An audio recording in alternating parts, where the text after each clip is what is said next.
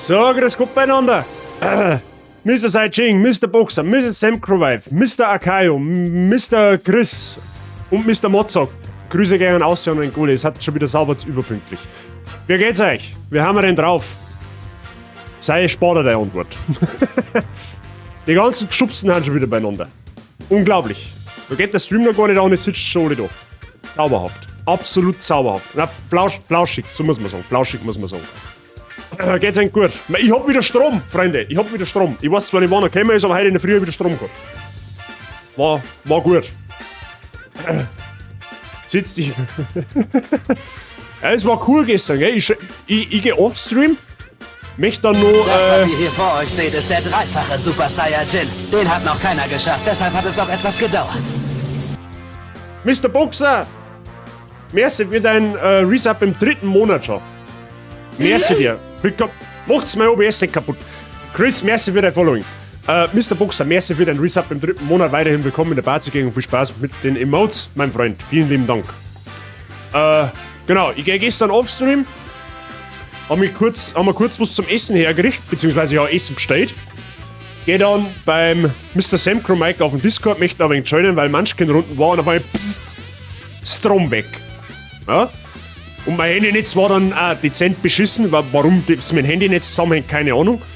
Und dann leid's ungefähr 5 Minuten nachdem der Strom weg war, leid's an der Tür, steht Feuerwehr draußen. Ja, wir wollten sie nur informieren, da draußen hat der LKW beim Verteilerkasten über den Haufen gefahren. Es kann ein wenig dauern. Und ich hab mir dann nur so für mich gedacht, gut, dass wir noch Polen gehen und nichts mitkriegen davon. Nix Strom, ganze. Hey, ohne Scheiß. Also die Straße, wo ich wohne, die ganze Straße, nix. Null, die war tot. Ich weiß jetzt, wie gesagt, nicht, wie lange die tot war, weil wir wieder heimgekommen haben wann haben wir denn heimgekommen? Viel über 12 oder so. Da war der Strom wieder da, tatsächlich. Also ich habe keine Ahnung, wie lange die stromlos gewesen ist, die Straße, aber da war Aufruhr.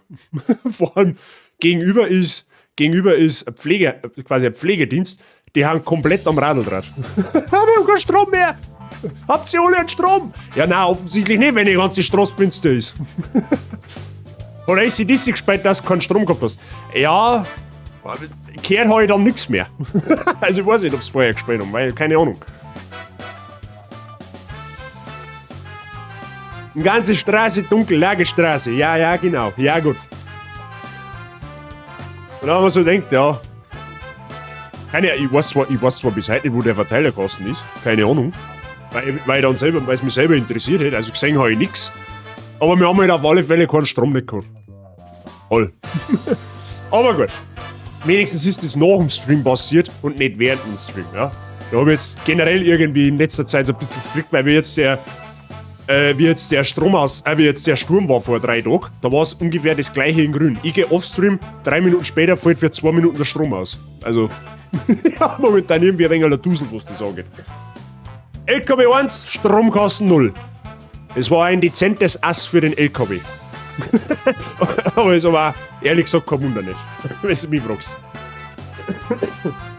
Es war ungefähr so, wie wenn ich hier einen Gartenzwerg antreten müsste. Da würde ich mir auch schwer zum Verlieren. Tatsächlich. Aber gut. So, Freunde, was treiben wir heute? Was der Wongel? Hey, keine Ahnung. Ich glaub nicht. Wobei mir da momentan so ein bisschen graust. Weil Gerüchten zufolge, ich weiß ja nicht, ob es stimmt. Gerüchten zufolge zirkt er in die Nähe des Landkreises Passau. Bitte nicht. Also wenn er in meinen Ort zirkt, dann zieh ich weg, freiwillig. Dann bin ich raus. Aber gut, das hilft eh nicht.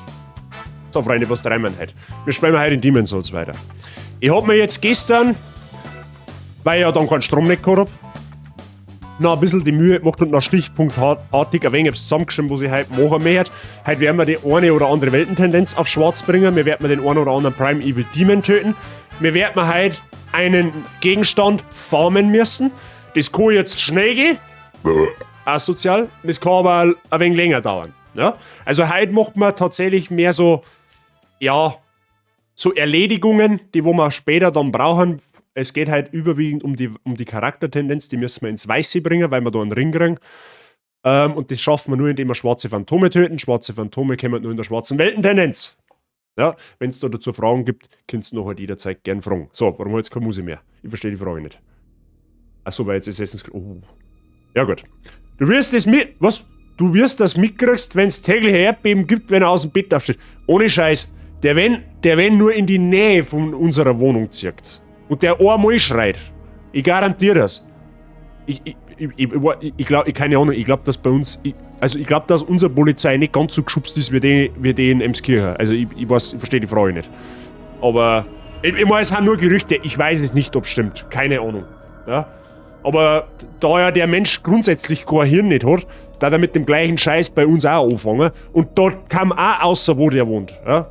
Der kann von mir aus, weiß ich nicht, von mir aus zirkt er unter Timbruck rein, das ist mir dann auch wurscht. Ja? Weil da ist er dann fremd, sag ich jetzt einmal. Aber, wie gesagt, das sind halt Gerüchte. Ich weiß ja nicht, ob es stimmt. Ja? Der 4x4-Wangler, der mit seinem Murica-Truck nicht mal 10 Meter auf... Ja, das habe ich gesehen. Es ist eigentlich richtig traurig, wenn du da so einen Truck kaufst mit Allrad und dann kannst du der Wies nicht fahren. Das ist eigentlich richtig traurig, aber gut.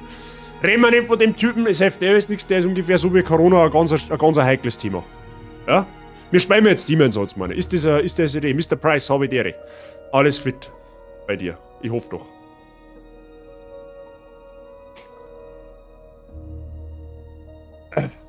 So.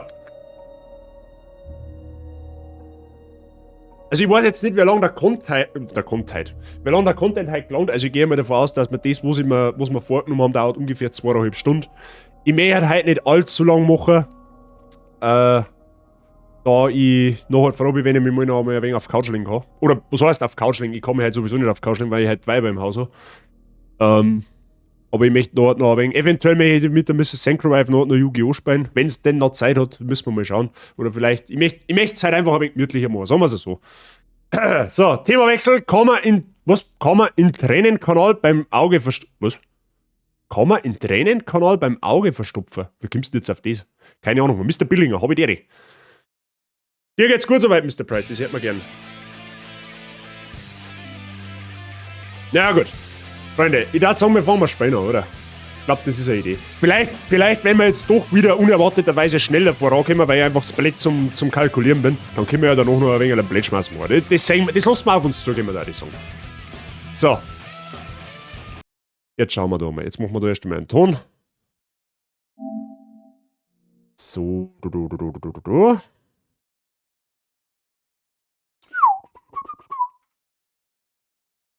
So. Jetzt möchte ich aber ein Battle haben. Dankeschön. Und haben wir auch eine?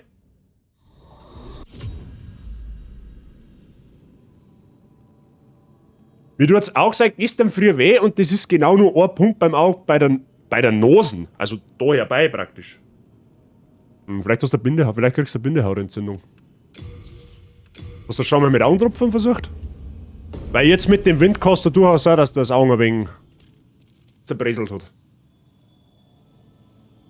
So, Freunde. Wir müssen jetzt erst einmal... Was haben wir letztes Mal eigentlich gemacht? Ich weiß schon wieder gar nicht mehr.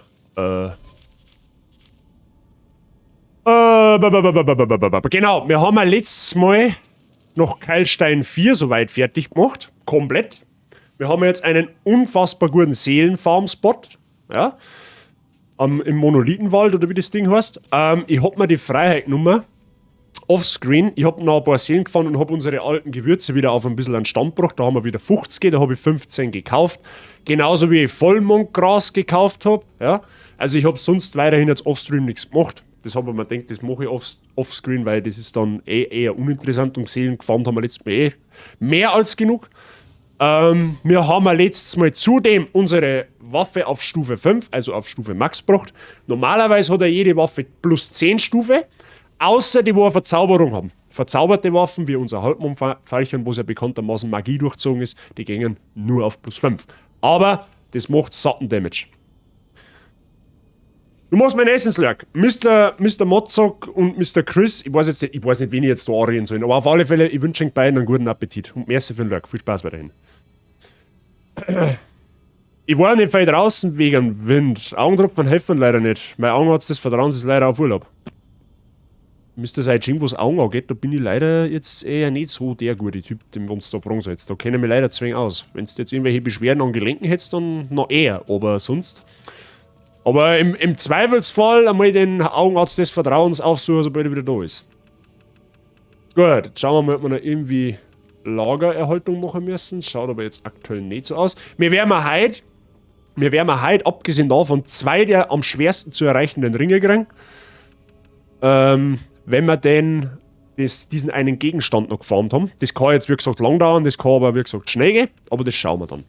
Jetzt der wir erst einmal auf ganz entspannt in der Vorburg weiter. Da müssen wir nämlich jetzt am Boss legen. So, Mr. Saiching, auch dir einen guten Appetit und viel Spaß weiterhin. So, wir werden jetzt dann nachher einen der geilsten designten Bosse in dem Spiel machen. Und zwar, Moment, jetzt muss ich mal schauen. Mr. Verb, habe die Ehre. Genau, wir werden jetzt einmal den sogenannten Durchdringer abnehmen. Also zumindest probiere ich es einmal.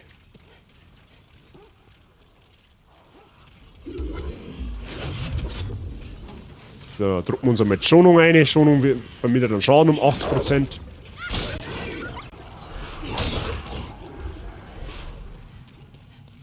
Wir haben ja jetzt by the way schon gut OP, ja? Also wir brauchen jetzt eigentlich schon fast gar nicht mehr wirklich großartig in dem Run skillen, weil wir mir so dermaßen penetrant viel Schaden machen. Für uns sind jetzt eigentlich nahezu alle Gegner One-Hit. Und das ist zauberhaft. Was ist jetzt? Ah ja, alles klar. Kann man mal machen. Bei diesem Spiel, das ist ein Fehler. Okay. Keine Ahnung, was das jetzt war. Ich hoffe, dass das jetzt nicht Spacken anfängt, weil sonst flippt ich aus. Jetzt war ich so schnell drin. Sehr fix. Gut, aber normal ist eigentlich nichts passiert. Haben wir ja nichts besonders gerissen jetzt, bis auf die paar Gegner.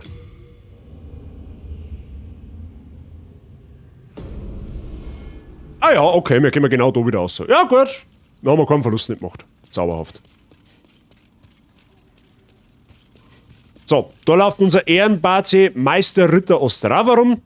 Dem seine Questline haben wir eigentlich nahezu beendet. Ich bin aber jetzt hoffentlich war das jetzt kein Internet aus. Ich bin aber schon noch live, oder? Ja, okay, gut. Hat sie ja schon noch da. Sehr gut. Also ich hoffe mal. So.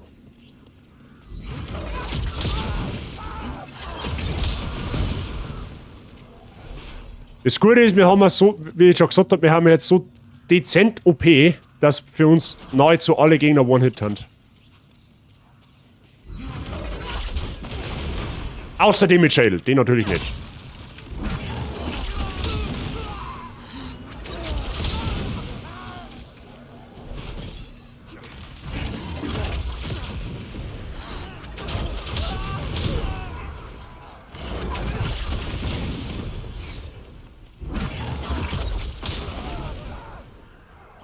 Das Coole an dem Seelenstrahl ist, der macht durchdringenden Schaden, das heißt, er geht durch den Gegner durch.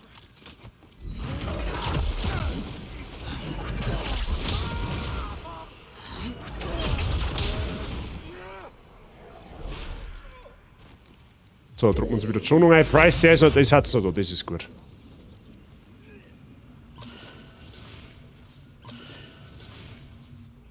So.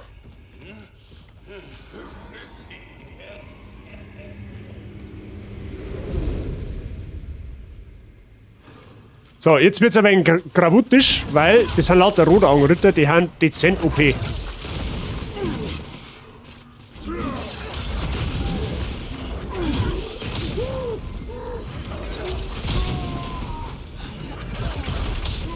Aber wir haben halt leider auch dezent OP. Und die droppen einfach zauberhaft viel Gras. Und zwar gutes Gras, ja? Der gute Gras.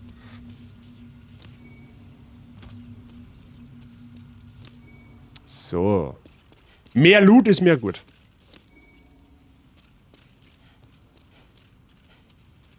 Okay. Das gute Gras, ja. Ja, gute Gras. Mehr Gras ist auch mehr gut. Ja. Was habe ich denn überhaupt für einen Ring ausgerüstet, abgesehen davon? Ring der magischen Chef, das ist gut für uns. So, jetzt kommt gleich einer der geilsten am geilsten designten Bosse überhaupt in dem Spiel. Wir drucken uns auf alle Fälle die Schonung ein. Dann sieht man nochmal noch. Und jetzt kommt dann auch unser goldener Ritter zum Einsatz, den wir befreit haben aus der Zelle. Der hilft uns nämlich jetzt.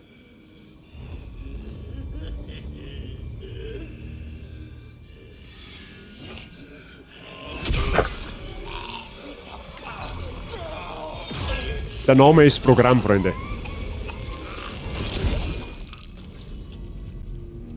Aufbildungs, habe ich die Ehre, grüß dich.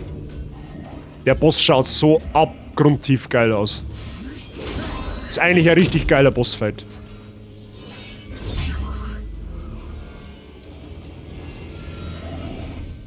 Gestarten, Durchdringer. Wir kriegen jetzt 2 Trophäen, weil uns der Ritter nämlich hilft. Und ihr seht's, wir machen einfach gottlos viel Schaden.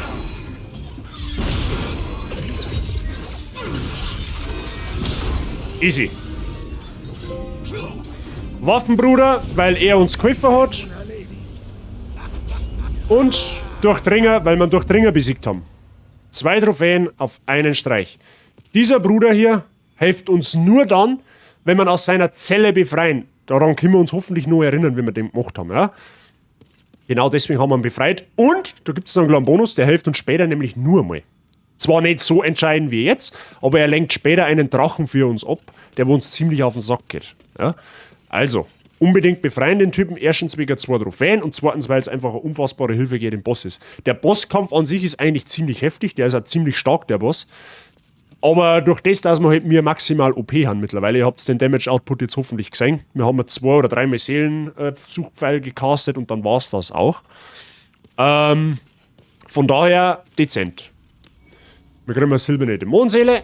Wir haben wieder menschlich.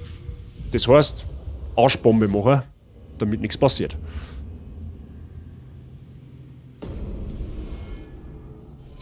Zur Sicherheit die silberne Dämonenseele natürlich ins Lager schicken, weil wir wollen ja die Bossseelen nicht aufbrauchen. Ja, das wollen wir nicht, weil die brauchen wir ja später.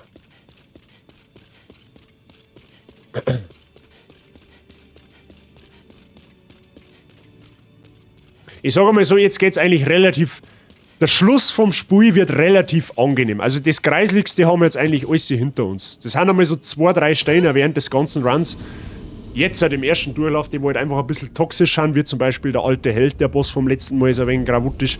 Am Anfang das erste Magie-Setup zum Besorgen, wo du in der Gebiet gehst, wo du absolut underlevelt bist, ist ein wenig...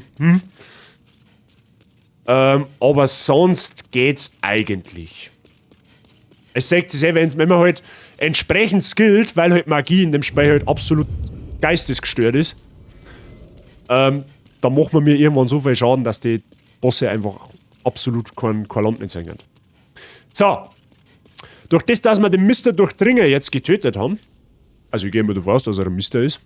ist unsere Weltentendenz auch im Keilstein des halbgierigen Königs auf komplett weiß. Und jetzt, Freunde, können wir uns Folgendes zu Herze führen. Wir porten uns jetzt ganz am Anfang des Gebiets. Können wir uns denn noch an die Stelle mit den 2 Drachen erinnern? Wissen wir das noch? Ich glaube schon. Ich glaube, da habt ihr eine dunkle Erinnerung für die da waren.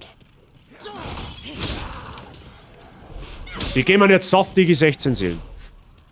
Bei einer komplett weißen oder einer komplett schwarzen Weltentendenz ist da das Tor offen, da kommen wir aber nachher dazu. Da müsst der Verb kann sich noch erinnern, das ist gut. Da passiert nämlich jetzt auch Folgendes.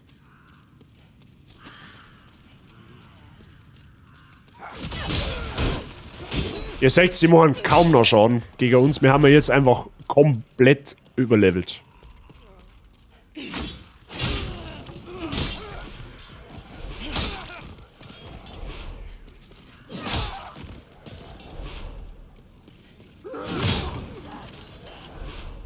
Den Loot, den kannst du liegen lassen, das ist nur das niederste Heil groß.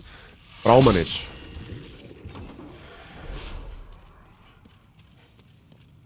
Für uns ist das jetzt easy peasy.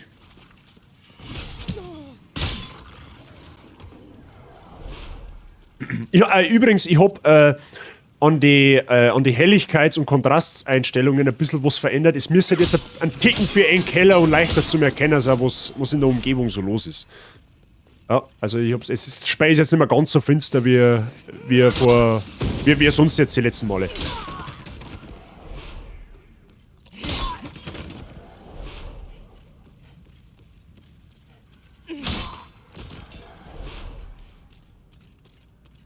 So.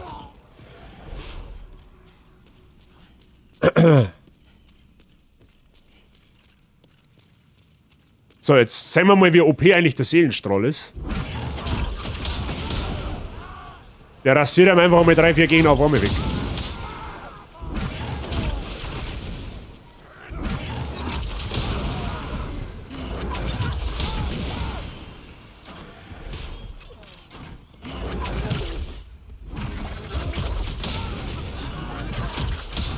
Ist nicht so, dass wir jetzt unbedingt den Seelenstrahl hätten casten müssen, weil die haben mit dem Schwert da One-Hit.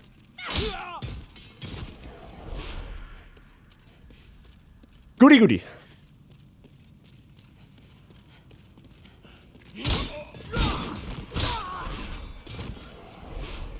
So, Freunde der Sonne.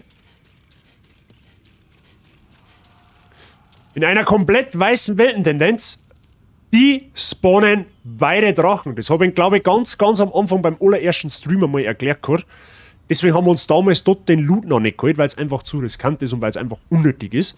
Und früher oder später kommen wir eben da sowieso nur mehr her, ohne irgendein Risiko zu haben. Ja? Und jetzt haben wir überhaupt keinen Stress nicht und können da einfach loslooten. Und das ist zauberhaft. Und da finden wir unter anderem auch einen Ring. Das Flammenschild, das ist eher unrelevant für uns. Aber es gibt ein paar Seelen und mehr Seelen haben bekanntermaßen mehr gut. Ring der Flammenresistenz, den haben wir schon gekriegt vom Patches. Den kann man sich da holen oder halt später vom Patches, wenn man halt das erste Mal praktisch im zweiten Keilstein antreffen. Und da findet man einen Ring der großen Stärke. Der ist eigentlich eher wichtig, weil den findet man nur da. Ja? Der Ring der großen Stärke bewirkt, dass man mehr Ausrüstung, also mehr schwere Ausrüstung tragen kann.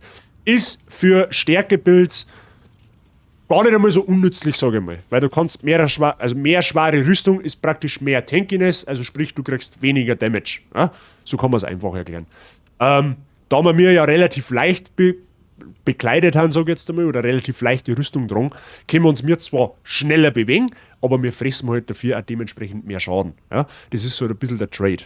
Aber, wenn du mich fragst, bin ich eher beweglich, weil du da tatsächlich in Demon's Souls die meisten Bosse mit Ausweichen relativ gut in den Griff kriegst. Oder halt, was heißt die Bosse? Die Bosse haben in dem Spiel eigentlich generell weniger das Problem, sondern eher die Gebiete zu die Bosse.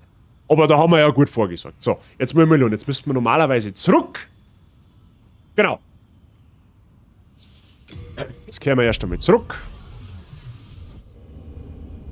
Und dann gehen wir mal durch die Tiere da unten durch.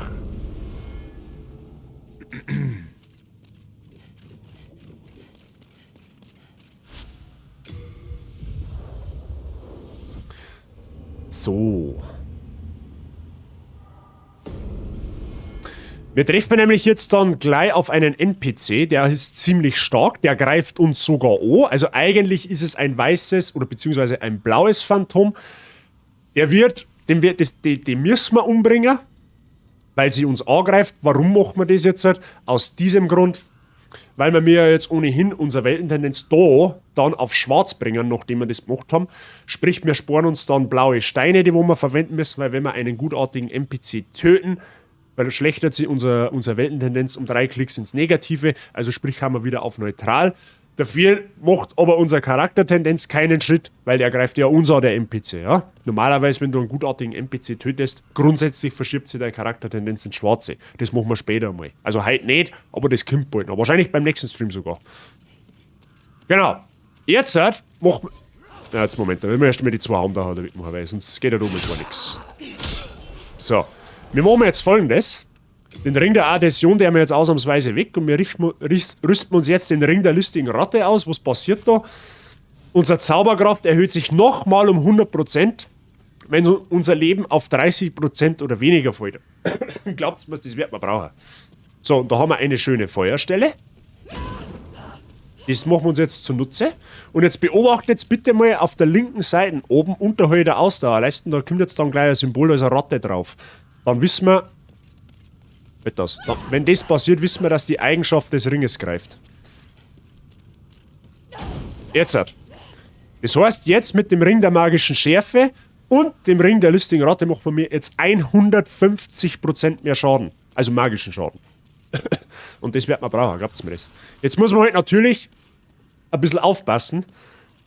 Weil da kommen jetzt gleich einige Gegner und die können uns Leben durchaus zur Hölle machen. Wir sollten jetzt da unbedingt aufpassen, dass wir nicht irgendeinen Hit kassieren.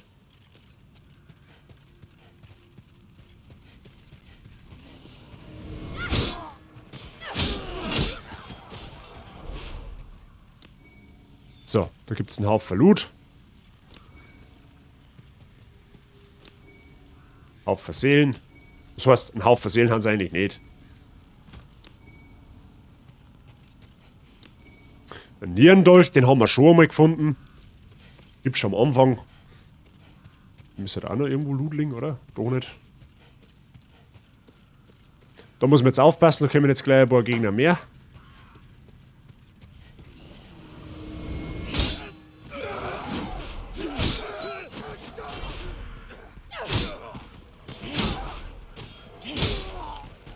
Den ganzen Loot da könnt ihr eigentlich liegen lassen, ist nur niederes Heilgras, das brauchen wir nicht, aber das da hinten nehmen wir mit.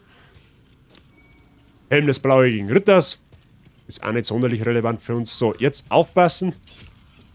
Und zwar kommt die dann da hinten gleich raus. Wir rüsten jetzt dann langsam aus unseren Seelensuchpfeil.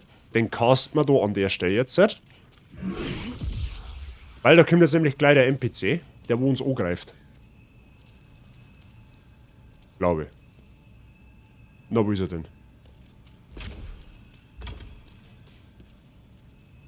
Hallo? Ah, ja, moin. Ja, Sisi. Okay. Da war jetzt der NPC, von dem habt ihr jetzt nicht sonderlich viel gesehen, aber das hilft dem eh nicht. So. Da kriegen wir auch nochmal einen Ring des Meisters und eine Rüstung dazu. Ist jetzt nicht sonderlich wichtig, sage ich jetzt einmal. Aber wir haben jetzt einfach dafür gesorgt, dass unser Weltentendenz schon mal um 3 Klicks ins Schwarze sich verschiebt. Deswegen brauchen wir mir jetzt gleich weniger Steine. Ja? Der NPC, den ihr ja jetzt nicht gesehen habt, weil er gestorben ist, bevor das überhaupt irgendwas passiert ist. Das ist auch das schwarze Phantom in der Welt. Das muss wir jetzt dann gleich erledigen müssen. Glaube, denke, hoffe.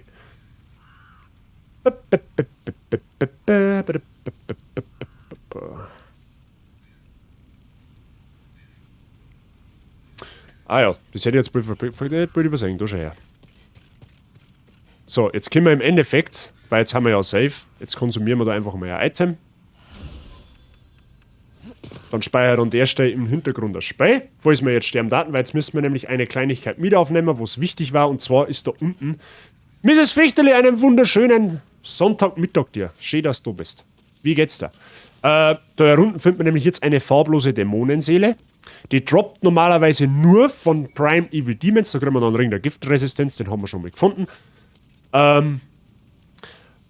heißt, wir könnten uns rein theoretisch einen Prime Evil Demon sparen zu machen, aber was wir haben, haben wir. So, da muss man jetzt ein wenig auf, das ist jetzt also ein bisschen ein Trick gestellt. Da unten ist nämlich ein Balken, das kann jetzt massiv schief gehen, aber werden wir schon sehen. Der Geschmackssinn kommt zurück. Ein großes, eine große Erleichterung macht sich in mir breit, Mrs. Fichterli. Es freut mich außerordentlich zum Hören, dass dein Geschmackssinn wieder zurückkehrt und du auf dem Weg der Besserung bist. So, die haben wir da, die farblose Dämonenseele. Da unten darf man nur eine Rüstung finden, ist aber jetzt für uns eigentlich eher relativ unrelevant.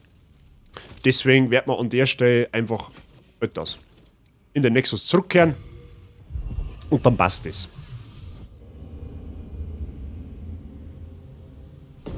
So, wenn ich es jetzt richtig im Kopf habe, müssen wir auf Schwarz gehen.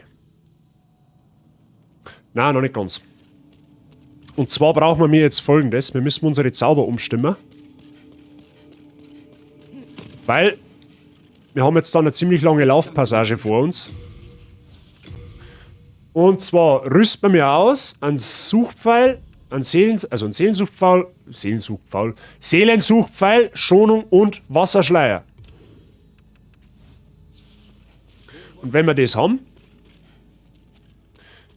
dann holen wir uns noch, ich glaube 4 brauchen wir, 3 oder 4, jetzt pass so wacht, mit deinen Scheiß verzeih, bla bla bla, da ist Lager. Ich war krank vor Sorge. Und dann nehmen wir uns, wie viel müssen wir zurücknehmen? 3. Normalerweise brauchen wir 3 Stück, ich nehme jetzt vorsichtshalber 4 mit, damit ja nichts passiert. Und jetzt bringen wir Akt 1 auf schwarz.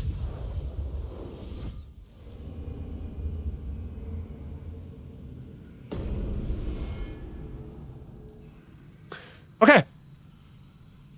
So, läuft jetzt im Endeffekt ganz easy ab. Wir rüsten mal da unsere Augensteine aus.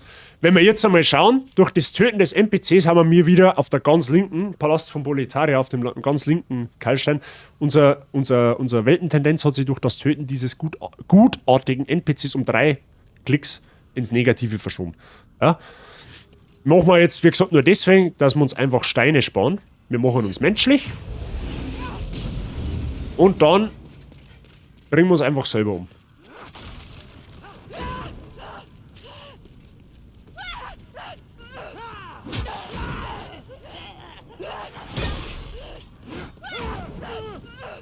Ist irgendwie lustig, wenn die auch mitsterben.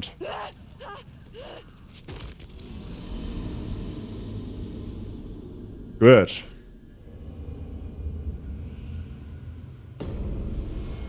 Wieder einen Stein konsumieren. Und dasselbe Gespräch nochmal von vorn. Müssen wir jetzt, wenn noch meines Wissens noch genau 3 Mal machen, dann nehmen wir die Seelen natürlich wieder mit.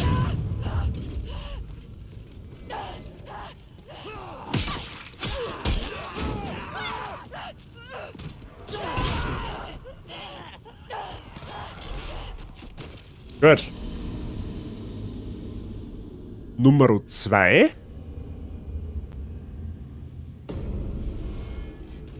Konsumieren wir nochmal einen Stein. Und bringen wir uns nochmal um.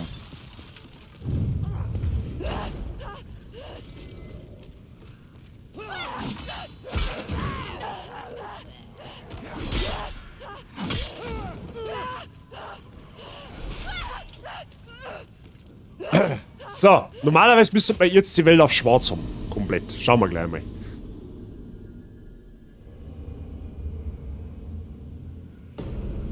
So, wir porten uns einfach nochmal eine, weil ein Tod zählt ja nicht als Reset. Und normalerweise müsste man jetzt eine komplett schwarze Weltentendenz haben.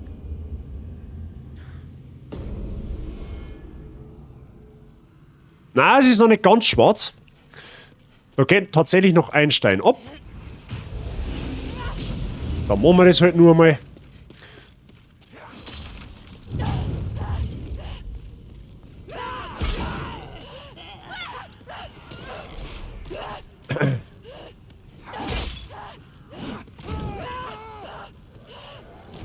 Gut, dass da schon so ein schönes Feuer ist, wo wir uns verbrennen können. Zauberhaft. Absolut zauberhaft.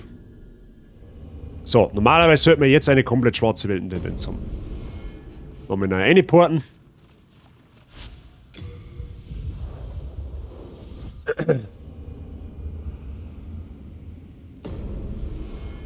Jawohl, jetzt haben wir komplett schwarze Weltentendenz. Erkennt man ganz schön daran, dass das schwarze Auge so rote Funken hat, dass der Funken davor gehen. Ich weiß nicht, ob man es im Stream gescheit erkennen kann, aber da wisst ihr jetzt, okay, Enker Weltentendenz ist komplett auf schwarz. So, jetzt läuft es im Endeffekt genauso ab wie vorher eben. Wir bringen unser Leben wieder auf unter 30% oder auf 30%. Und da machen wir im Endeffekt dasselbe nochmal wie gerade eben. Wir müssen jetzt einfach das schwarze Phantom und den Prime Evil Demon in einem Guss töten. Ja? Warum müssen wir das da? Ich erkläre es nochmal zur Sicherheit.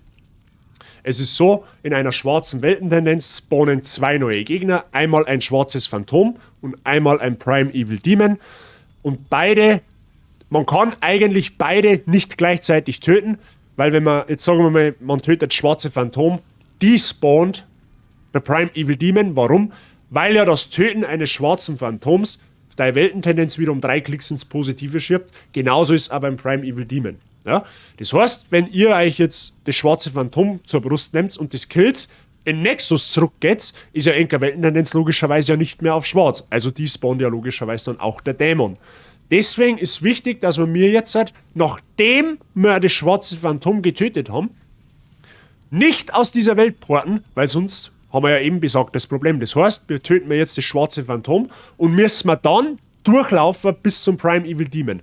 Somit gehen wir sicher, dass wir mir unsere Weltentendenz von komplett schwarz wieder beinahe auf komplett weiß bringen, was dann im New Game Plus natürlich zauberhaft ist. Weil glaubt's mir's, im New Game Plus in einer fast komplett schwarzen Weltentendenz rumzumrennen, da machen die Gegner Damage aus der zugefrorenen Hölle. Das garantiere ich. Da wird's auch mit Schonung nicht mehr lustig. Das kann ich versprechen. Genau deswegen machen wir das jetzt oder so. Akt Nummer 1, Leben auf unter 30% bringen. Das ist einmal das Wichtigste. Damit der Link der listigen Latte triggert. No? So, Ratensymbol ist am Start. Schonung bringt uns an der Stelle jetzt ohnehin nichts. Also lassen wir es bleiben. Jetzt schauen wir, haben wir schon das ganze Ringzeigel jetzt ausgerüstet, oder? Ring der listigen Ratte und Ring der magischen Chefe. Zauberhaft. Sehr gut. Wie ich gesagt habe, in komplett weiß als auch in komplett schwarz ist das Tor offen. Den legen wir vorsichtshalber um. Mahlzeit. Mr. Option gut zu Fuß, Mahlzeit, merci für deine 100 Bits, habe ich dir. Alles fit bei dir. So, da jetzt natürlich wieder aufpassen, es kann da jetzt durchaus passieren, dass da der eine oder andere Gegner eng erwischt. Einfach ruhig, genau, einfach ruhig spenden lassen. Überhaupt nicht schlimm, passiert. Wie gesagt, Treffer lassen darfst du da jetzt nicht, weil da hat es One-Shot, weil weil die Gegner machen 300% mehr Schaden. Also das ist dann kein Wunder nicht mehr, dass du One-Hit hast. Vor allem mit unter 30% Leben.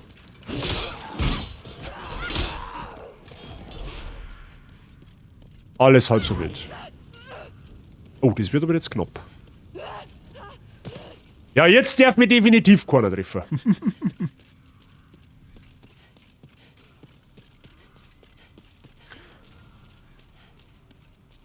Und jetzt aufpassen, keiner Couch aussieht. Warst schon fleißig heute, hab ich schon gesehen. Ja, schon Tennis gespielt heute. Sehr gut. Dann genieß die Show, Mr. Optio. Schön, dass du bist. So, jetzt lassen wir die 3 Hammer auf uns zuspringen, weil dann wird es gleich ein wenig leichter.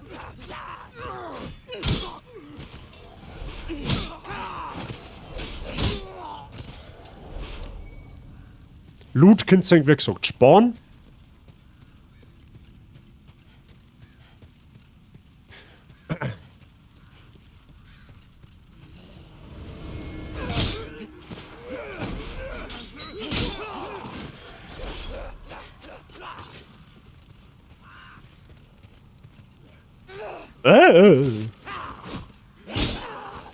Schade. Die Stelle ist ein bisschen tricky, weil es eben in der schwarzen Weltentendenz rumrennt und weil es halt einfach nicht drauf werden darf. Also das ist ein wenig eine Speierei, aber alles halb so wild. Kann man alles regeln.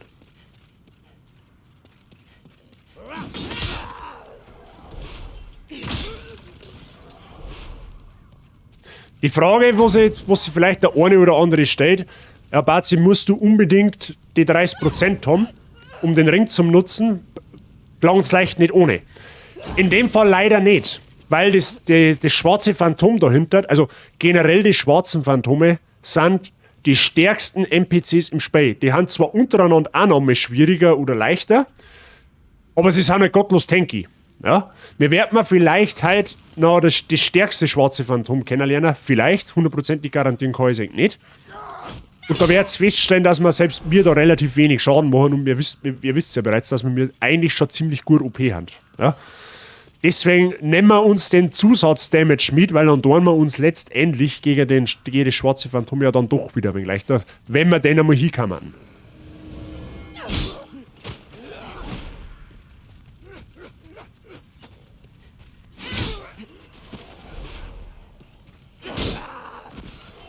Jetzt müssen wir schauen, wo da meine Seelen liegen, weil das waren, glaube ich, fast 60.000 Seelen, die wollen wir jetzt nicht verlieren, da liegen sie. Sehr gut.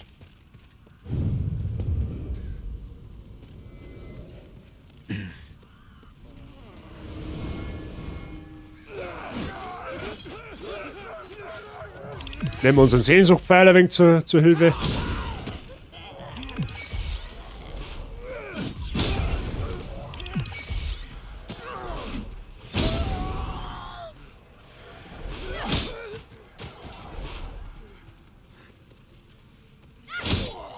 So, gleich wird's leichter. So, da sippen wir uns jetzt einmal ein altes Gewürz, damit wir ja genügend Mana haben. Rüsten wir uns unser Chris wieder aus. Jetzt haben wir noch mehr Damage, weil mehr Damage ist bekanntermaßen mehr gut. Und der Sei hat schon wieder irgendwas geschubst geschrieben. Ob sie gut zu Fuß und sie ist gut zu Vögeln, den verstehe ich nicht. Aber das war klar, dass das von Geschubsen kommt. Aber gut. Ausrufezeichen geschubst den Chat, meine Freunde. So, Sehnsuchtpfeil ist wieder am Start und da kommt jetzt gleich das schwarze Phantom raus, hoffentlich.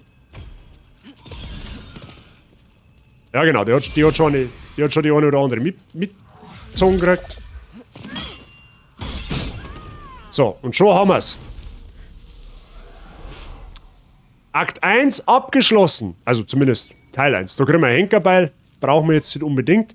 In dem Fall haben wir jetzt alles erledigt, wir können den Ring den Ring der listigen Ratte wieder weg da.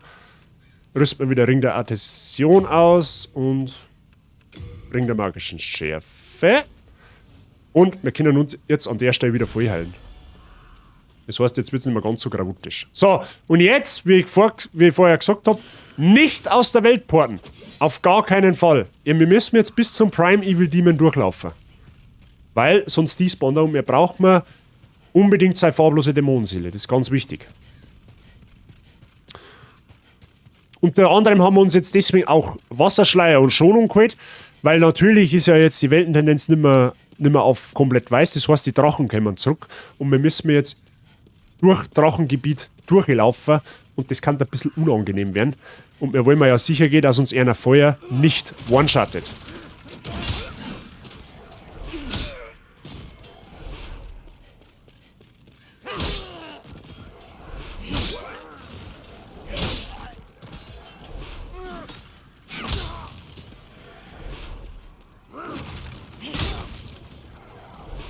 So.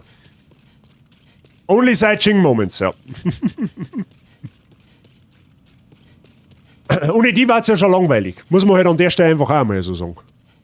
Also irgendwie war mein Stream nicht das, was er heute ist, wenn du nicht irgendwelche geschubsten Kommentare bringst. Weiß ich nicht.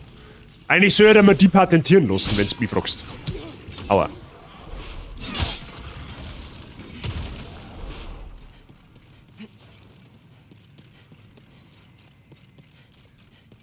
So, da ist jetzt die erste Stelle. Wie gesagt, der Drache ist ja wieder am Start, weil... Hoppala. So. Die Füße in die Hand nehmen und sprinten, was Zeug hält. Aus irgendeinem Grund, aus welchem Grund weiß ich nicht, gilt Drachenfeuer als physischer Schaden. Darfst mir nicht fragen, warum das so ist. Mit genug Geld geht alles. Oh nein. So.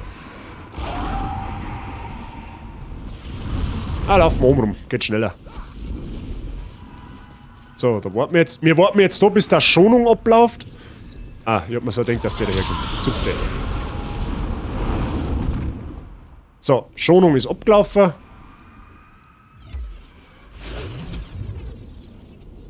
Und los geht's.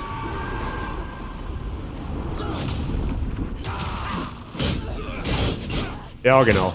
Verpisst euch.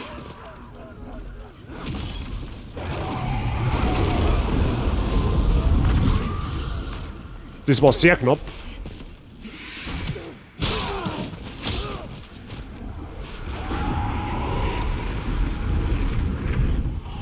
Einmal durchsippen. Habe ich Spendenaufruf gehört? Nein. Du hast nicht Spendenaufruf gehört. So, da warten wir wieder, bis der Schonung abläuft. Ich hoffe, das Spendet jetzt laut ist. Achso, du meinst im Generellen. Ja gut, da magst du nicht Unrecht haben.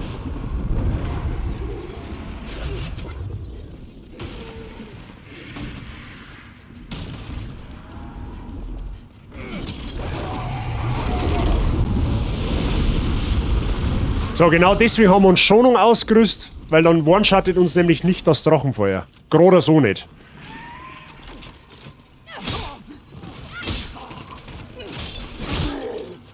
Beweg du Nosenbohrer.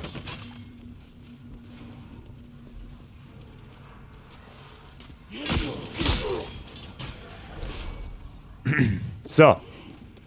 Und jetzt haben wir eigentlich das Schlimmste überstanden. Bis zum Prime Evil Demon ist jetzt eigentlich ein relativ simpler Weg.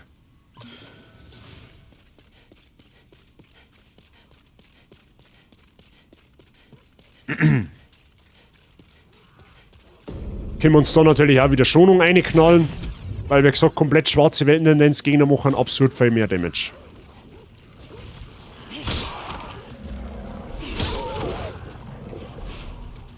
Ist nur ein Sicherheitsfeature. Ja?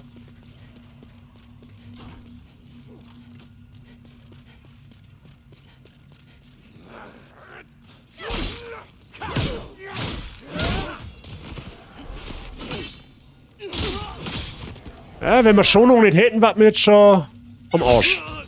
Und ihr seht, vorher waren die Gegner alle One-Shot. Mittlerweile halten die einfach viel mehr aus, weil schwarze Weltentendenz.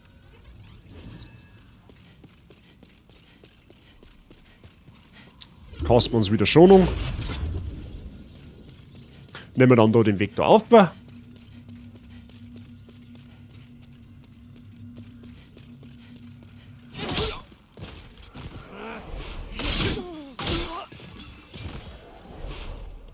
So, und da unten sitzt er. Unser Chef. Da ist er. Unser Prime Evil Demon.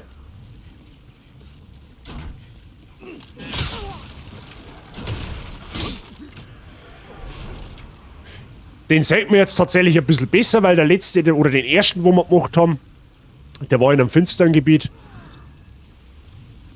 Der Prime Evil Demon ist eigentlich nahezu harmlos. Macht eigentlich so gut wie nie was, außer wenn sich da ganz anders steht. Dann möchte er irgendwann mal einen Schmatzer verpassen. Genau. Das ist so ziemlich das Einzigste, was der macht. Der hält auch nichts aus, der macht nicht viel Schaden. Der ist einfach nur dazu da und einfach als Symbol dienlich zum sein, dass man in einer komplett schwarzen Weltentendenz ist. Er ist schon eklig. Muss man auch sagen. Aber auch irgendwie cool Design, wenn du mich fragst. So.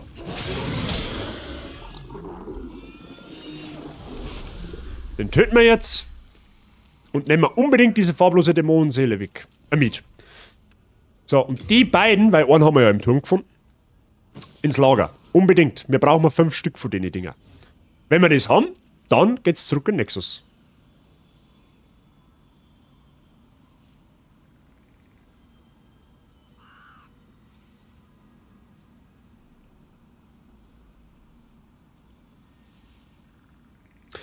Dimensionswangel. Ja? Oder auf alle Fälle. Er schaut aus wie ein großer Zecker. Ja, wie ein langer, großer, fetter Zecker. Hast recht, stimmt. Kann man so sagen. Lass mal so stehen. So, haben wir erledigt. Jetzt geht's weiter in... Jetzt müssen wir schauen, Akt 2 oder Akt 4? Ich glaube, Akt 4 haben wir jetzt. Ja, Akt 4 müssen wir auf Schwarz bringen. Genau. Das ist jetzt tatsächlich, da kommen wir jetzt dann zu einer Stelle. Das ist eigentlich gibt es in dem Spiel 2 zeitaufwendige Trophäen. Zum Glück, muss ich sagen, haben wir eigentlich die zeitaufwendigste Trophäe mehr oder weniger schon so gut wie im Sack. Aus dem Grund, weil wir mir letztes Mal, oder vorletztes Mal, per Zufall das seltenste Item in dem Spiel gedroppt gekriegt haben von denen Minister. Die können nämlich eine sogenannte Goldmünze droppen. Die Drop-Chance liegt aber bei 0,5%. Und die haben wir durch ganz viel Dusel einfach während des Runs gekriegt. Das heißt, wir sparen uns jetzt einmal Gegenstand farmen. Ja? Das ist eine Zeitspanne von 1 Minute bis zu 1 Stunde. Das kann mal schnell gehen, das kann mal nicht so schnell gehen. Ich habe schon von Leuten gehört, die haben 3 Stunden auf die Münzen aufgefarmt. Ja? Den Schritt können wir uns jetzt sparen. Was wir allerdings nur farmen müssen, ist der reine Klingenstein. Der droppt ein bisschen öfter als wie die Goldmünze, kann aber auch von bis zu dauern. Ja? Das kommt jetzt ganz drauf an, entweder wir haben so viel Dusel, dass innerhalb von 5 Minuten gegessen ist, und wenn es blöd läuft, dann fahren wir da jetzt auch über die 3/4 Stunde auf. aber das hoffen wir jetzt mal nicht. Easy Milo, merci für dein Following, habe die Ehre, willkommen im Stream. Alles gut bei dir. So. Wir haben jetzt folgende Mission. Stufe 1, wir bringen jetzt diese Weltentendenz einmal komplett auf schwarz. Weil, naja, schließlich wieder das schwarze Phantom brauchen, um unser Charaktertendenz ins Weiße zu treiben. Wir haben ja jetzt, by the way, unser Charaktertendenz auch ein bisschen ins Weiße verschoben, weil wir ein schwarzes Phantom getötet haben. Nur so kriegt sie ihr Charaktertendenz ins Weiße, sonst gar nicht. Okay? So, was hat der Mr. Boxer geschrieben? Ich hätte mir mehr erwartet von einem Prime Evil Demon, der ist ja enttäuschend. Habe ich am Anfang tatsächlich auch. Der ist nur da als Symbol. Der ist nur in der Welt, der wo sagt, hey, ich bin fett, ich pflanze mir da jetzt her und ich bin nur da, weil du blöd bist zum Überleben. So auf gut Deutsch. Der holt nichts aus, der macht nichts, das ist kein Boss und gar nichts. Aber wenn du halt tötest, das ist praktisch eine Mechanik vom Spiel, die dir gegeben ist, dass du halt, wenn du das halt wirklich komplett versaust, dass du zumindest deine Weltentendenz wieder ins Neutrale schirmen kannst. Ja? Das ist eigentlich der Hintergrund. Der ist nicht da, um abzufacken wie viele andere Sachen. Der Prime Evil Demon ist einfach nur für dich eine Möglichkeit, dass du halt, wenn du wirklich Scheiße baust, so wie ich halt am Anfang, dass du halt deine Weltentendenz wieder ins Neutrale bringst. Weil, wie gesagt, schwarze Weltentendenz, Damage vom Gegner, nicht so gut. Hallo, bin neuer und hab gestern das erste Mal das Game gespielt. Ja, wie findest du das denn? Also, mir machen wir jetzt aktuell einen Platin-Guide. Das ist jetzt mittlerweile der 6. Stream. Also du kannst, meine Wots werden 2 Monate gespeichert, wenn es dich interessiert. Du kannst das gern nachschauen, du kannst das gern nachspulen. Werdest feststellen, du hast die wesentlich leichter. Wenn es irgendwelche Fragen gibt, raus damit. So, weiter geht's, Freunde. Wir bringen jetzt unsere Weltentendenz ins Schwarze. Als allererst einmal. In Akt 4. Genau. Der Mr. Sai Ching, gleich mit der Hinweis, tue ich normalerweise immer am Ende des Streams, aber weil der Mr. Sai Ching gerade reingrätscht, schaut mal bei meinem Discord-Server vorbei an alle neuen. Da hat mich gefreut, wenn ihr da mal vorbeischaut. Kommt einmal in der Woche ein Streamplan online, da wisst ihr, wann ich online gehe, mit wo ich online gehe und so weiter und so fort. So, ich einmal habe jetzt halt die blaue Storner vergessen und unsere Seelen sollten wir vielleicht auch mal ausgeben. So. Ich habe eher einen herbeigerufenen Totenkopf erwartet. Aha, okay, er ist einfach da, um nur da zu sein. Genau so ist es. Ein herbeigerufener Totenkopf war aber geil gewesen, wenn du mich fragst. Ich war nach 3 Stunden gebrochen, hab so ein Genre noch nie gespielt. Sagen wir mal ja so, mit Demon's Souls hast du aber ein gutes Einsteiger-Souls-Spiel erwischt. Also Demon's Souls ist tatsächlich noch nicht so krass schwierig, wie manch andere. Also wenn du jetzt gesagt hast, also es gibt, wie der Mr. Mod sagt aus unserem Chat, aus unserer Community, der hat mit Sekiro angefangen, mit dem Abstand schwarzen Souls-Spiel. Also wie gesagt, Easy Milo, wenn's dir hilft, in meinem Kanal haben alle Wots 2 Monate gespeichert und die von Demon's Souls haben noch alle im Kanal. Wenn du Bock drauf hast, schau dir die einfach an, spul es nach, du hast die viel, viel leichter. Versprich dir. Gib dir Brief und Siegel drauf. So. Wir brauchen 7 blaue Emphema-Augensteine. Der Husten kickt ein. Schauen wir generell mal ein wenig, ob es einlagern können. Das brauchen wir nicht, das brauchen wir nicht, das brauchen wir nicht. Die 2 brauchen wir. Den kann man auch weg tun. Genau. Der Feuerwehr möchte alles mehr einschenken. Kannst du haben. Jan habe ich dir, abgesehen davon. Alles fit bei dir. So, Moment einmal. Der Jan mag alles mehr einschenken, dann kriegt er alles mehr einschenken. Ton auf leise.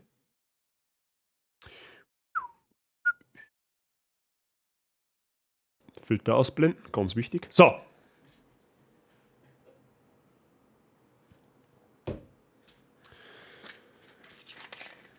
Freilich alles bestens und selber. Mr. Jan, das gefreut mich zum Hören, bei mir passt auch alles. Willkommen, genießt die Show. Einen schönen Aufenthalt wünsche ich. Generell an alle, die am Chat da haben. Schön, dass du hast. Gefreut mich, dass du wieder zuschaut. Genießt die Show. Wenn es Fragen gibt, immer her damit. So, Jan, der ist für die und alle, die jetzt noch keinen Durst haben, die werden gleich einen haben.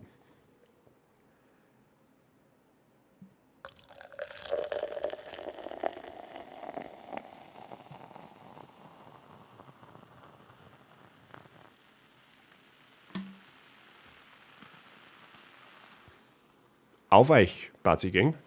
Prost. Jetzt bitte nicht ein Becher umschütten, das war unflauschig.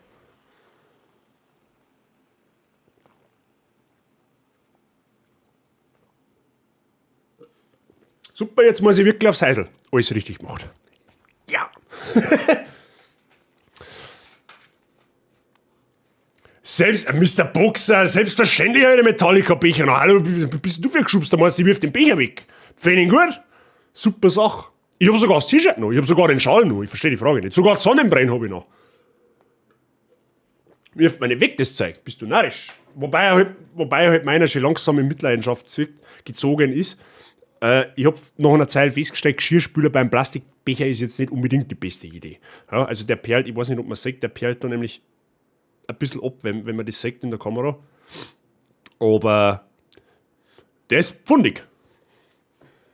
Die müssen wieder auf Deutschland kommen, wir brauchen einen neuen Becher. So, das. Filter wieder einschalten.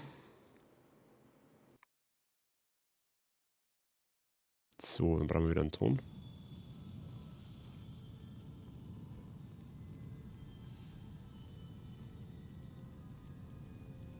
Das war der Plan. Schau mal gerne an, hab einen Platin-Guide, aber gar nicht. Hab einen Platin-Guide, aber gar nicht so leicht. Ich weiß nur als Frau Adliger mit Ringstein. Da hast du auf alle Fälle schon mal den richtigen Ansatz, Mr. Mile. Sind Sie, entschuldigen Sie die Frage, sind Sie ein Herr oder eine Dame? Ich möchte nicht was falsch aussprechen. Du hast auch noch alles. Absolut ehrenwert. So, wir haben jetzt die Storner mitgenommen, also ab in Akt 4. Und zwar daher, da geht's am einfachen. Ich muss mal wieder in die Allianz rein, ich brauche mal wieder neue Plastikbecher. Ja, da werfen uns das scheinbar auch noch, habe ich gehört. So, wir rüsten wieder die blaue Storner aus. Da haben wir jetzt, by the way... Ah ja, okay, da haben wir schon neutrale Weltentendenz. Warum haben wir da neutrale Weltentendenz? Ach ja, weil wir jetzt... Ja. Stimmt, wir haben eine neutrale Weltentendenz. Wir haben ja letztes Mal dieses den gutartigen NPC da kaputt gehauen. Deswegen brauchen wir eigentlich nur 4 Storner, aber es hilft jetzt nicht, da haben wir jetzt 7 mit dabei. Das macht ja nichts. Können wir wieder ins Lager senden. So. Konsumieren. Du bist männlich und Milo ist dein Sohn. Alles klar, dann weiß ich Bescheid. So, menschlich machen, Arschbombe ins Obergrauen machen und dahin geht's.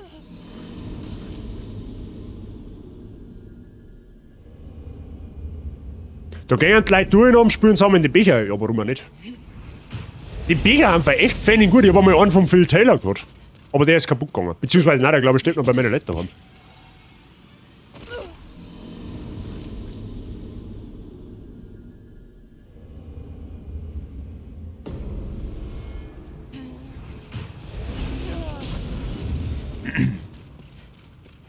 Menschlich machen, Arschbombe und dahin geht's.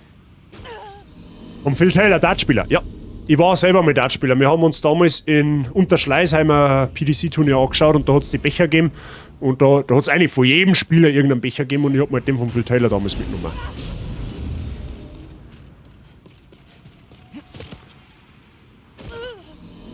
So. Habe ich jetzt mal überlesen. Was? Was hast du überlesen? Lieblingsspieler?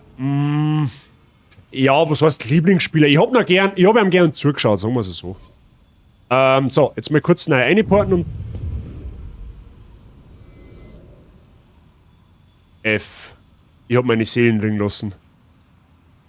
Ja gut, macht aber nichts, weil durch das, dass wir jetzt den Seelenfarm-Spot haben, sind Seelen eigentlich in dem Run jetzt sowieso relativ. Okay. Was da eigene Dartpfeile? Die liegen bestimmt nur irgendwo.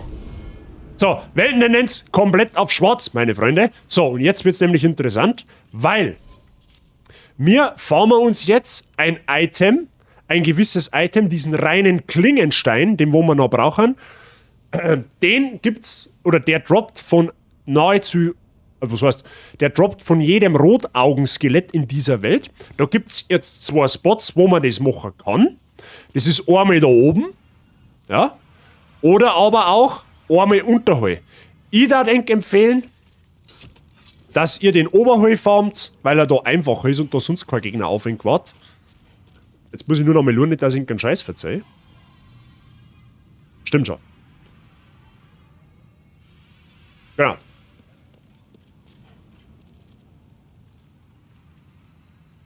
Ich habe das Problem, dass bei mir immer der Heal-Stuff ausgeht. Mr. Milo, da rüsten sie sich einen Ring der Gunst aus und dann rennen sie einfach im ersten Gebiet rum und farmen Sichelmondgras ab. Ja, durch den Ring der Gunst. Warum triggert der Volldepp überhaupt schon? Bist du komplett behindert? Mit dir habe ich jetzt überhaupt nicht geredet. Aber auf alle Fälle, dieses Rotaugenskelett hat eine Chance, diesen Klingenstein zu droppen.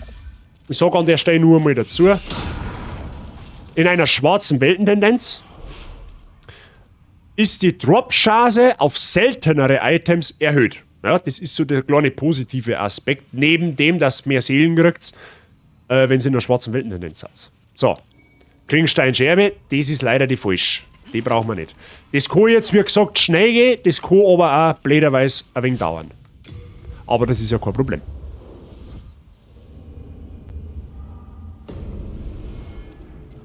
Das machen wir jetzt im Endeffekt so lange, bis dass der Krippe den reinen Klingenstein droppt.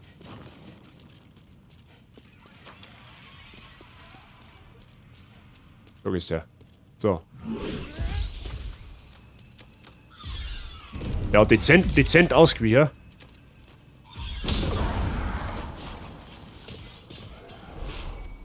Klingensteinscherbe ist die falsche. Der gibt, by the way, auch ganz kurz hin. Wie viele Runs spielst du für Platin? Das kommt jetzt drauf an, was meine Community sagt. Wenn meine Community sagt, hey Alter, wir möchten die komplette Dröhnung haben, bis du die Platin-Trophäe hast, dann braucht man 3 Runs, mit Spielstandüberschreibung brauchst du 2. Ja. Also geplant dafür den kompletten Run, wenn du alles richtig machst, wahrscheinlich ist mir sowieso schon längst irgendein Fehler passiert und ich hab's nicht mehr mitgekriegt, dann brauchst du eigentlich 2 Runs.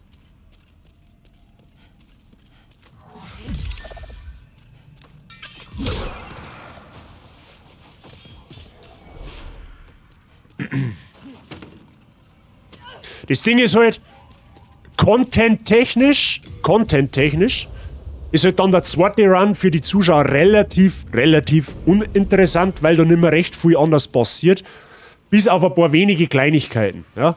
Deswegen ist halt jetzt noch die Frage, wenn meine Community sagt, hey, ja, wollt ihr durch, wir wollen das sehen, dann tu ich es natürlich. Wenn aber meine Community sagt, hey, Alter, nach dem Main Game gelangt uns eigentlich, dann haben wir alles von dem Spiel gesehen, dann hören wir nach dem Endboss auf. Aber das, wie gesagt, das hängt von meiner Community ab.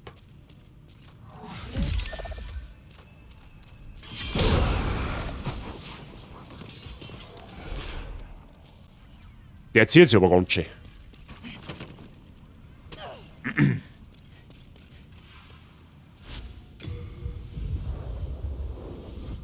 Wie gesagt, wenn es irgendwelche Fragen gibt, einfach her damit. Ich glaube, dass ich es beantworten kann.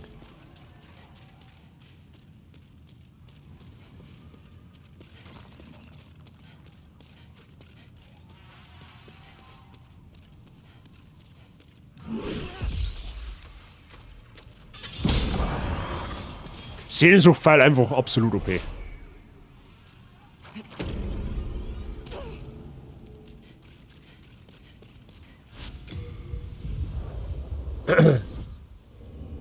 Wir können aber jetzt auch zur Abwechslung mal das untere Skelett probieren. Können wir tatsächlich einmal machen. Vielleicht haben wir da ein wenig mehr Glück. Schauen wir einfach mal. Das zumindest zeigt, welches Skelett das ich meine. Wobei, mir fällt gerade auf, wir hätten eigentlich... Ah ja, ist wurscht. Probieren wir es mal mit dem Seelensuchtpfeil. Eigentlich war da der Seelenstrahl fast gescheiter gewesen, aber gut. Ja, okay, gut. Durch das, dass man einen Ring der magischen Schärfe dran macht, hat der zauberhafte Typ da jetzt brutal viel Schaden, gell?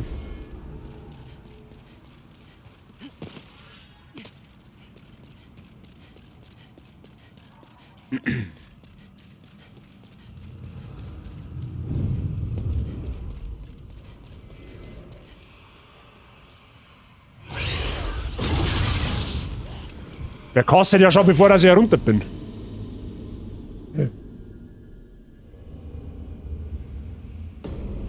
Okay, nochmal einen Versuch, wenn das dann nochmal scheitert, dann bleiben wir bei dem Typen, der herum hat.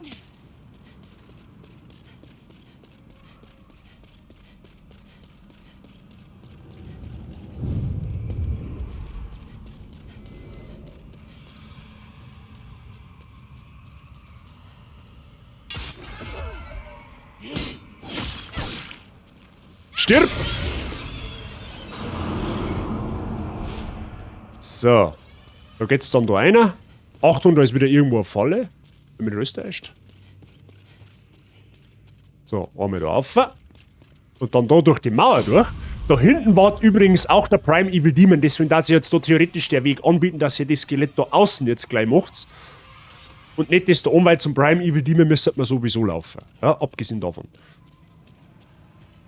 Da ist ja jetzt der Seelensuchtpfeil ein bisschen suboptimal.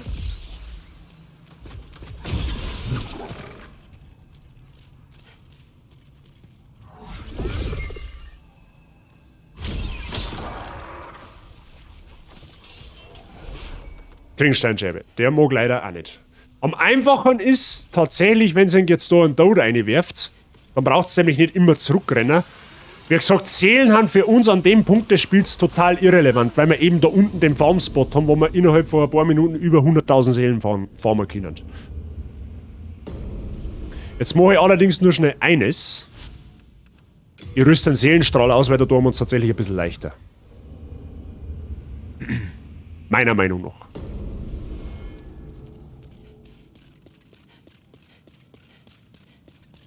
Halt, der ist da Rind. Sieh an das Potenzial der Menschen. Wasserschleier kann eigentlich abgesehen davon sowieso weg. Machen wir es so. Bring mir mehr Dämonen. So, jetzt haben wir wieder Seelensuchtpfeil, Schonung und Seelenstrahl ausgerüstet. Dann tun wir uns für beide Skelette tatsächlich ein bisschen leichter. Den oberen, wir können eigentlich beide formen. Den oberen machen wir mit Seelensuchtpfeil und den unteren mit Seelenstrahl. Das glaube ich ist ein Deal.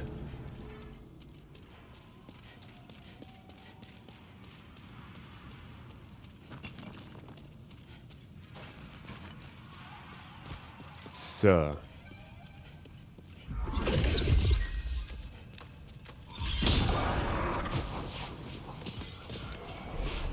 Steinscheibe, okay, das ist die falsche. Wie gesagt, das kann schnell gehen, es kann aber auch dauern. Ich glaube, dass ich da ganz gut kalkuliert habe. Vielleicht brauchen wir auch schon 2 Stunden allein für das Item. Das kann natürlich auch möglich sein. Aber wir ziehen wir durch, Freunde. Ich hoffe, dass es für Enk jetzt nicht so einseitig wird, aber ich möchte es halt einfach zeigen.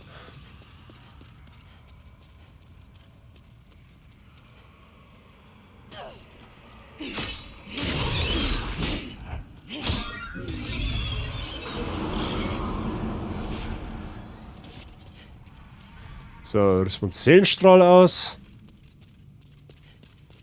Gehen wir wieder drauf.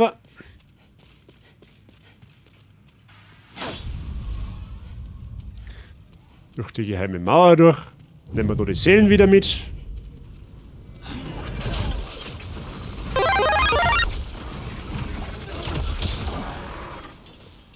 Jan, merci für dein Stufe 1 Abo. Willkommen in der Party-Gang. Viel Spaß mit den Emotes, mein Freund. Merci dir. So, leider wieder kein reiner Klingelstein, also Suicide-Arschbombe.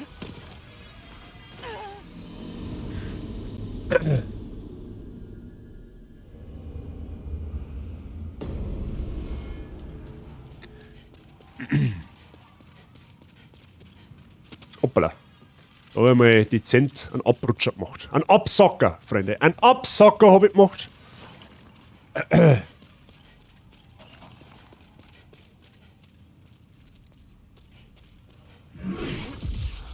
So. Ja, gib jetzt schon her da deinen Depperten. Reiner Klingstein, eh wieder nicht. Meine Güte, na.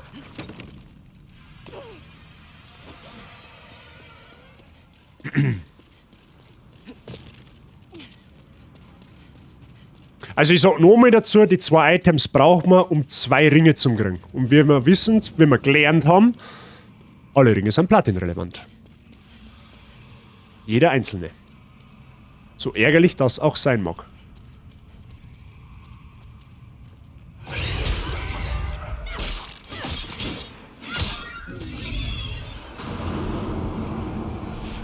Kann aber auch dazu sagen, wir haben beinahe alle Ringe zusammen. Wenn wir alles richtig gemacht haben, gehen uns noch 4 Ringe ab und 2 davon kriegen wir heute.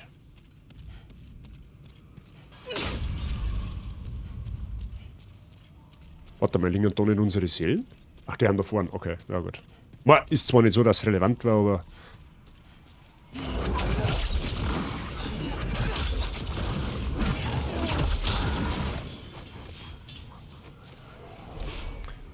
Seelenreste! Bist du verarschen oder was?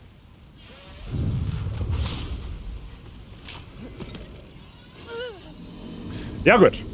Es hilft ja mir nicht. Seelenreste ist natürlich der absolute Scam, wenn du mich fragst. Also für die Frage, dass nicht bewusst ist, wo Seelenreste mal, die kann man hinwerfen und dann werden die Gegner davon angezogen. Ja, da kann man quasi ausfindig machen, ob irgendwo hinterm Eck ein Gegner steht. Aber wirklich brauchen tut man es eigentlich nicht.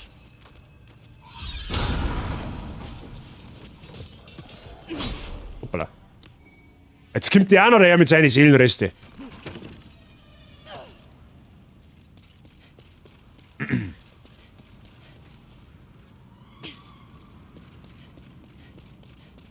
Oh ja.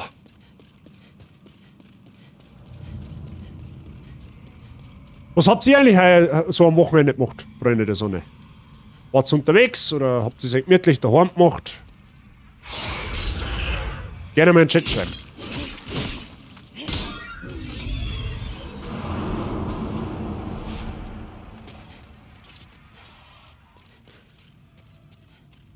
Mr. Herbert, habe ich die... Jetzt hätte ich mich brutal verlesen. Mr. Herbert, habe ich die Ehre.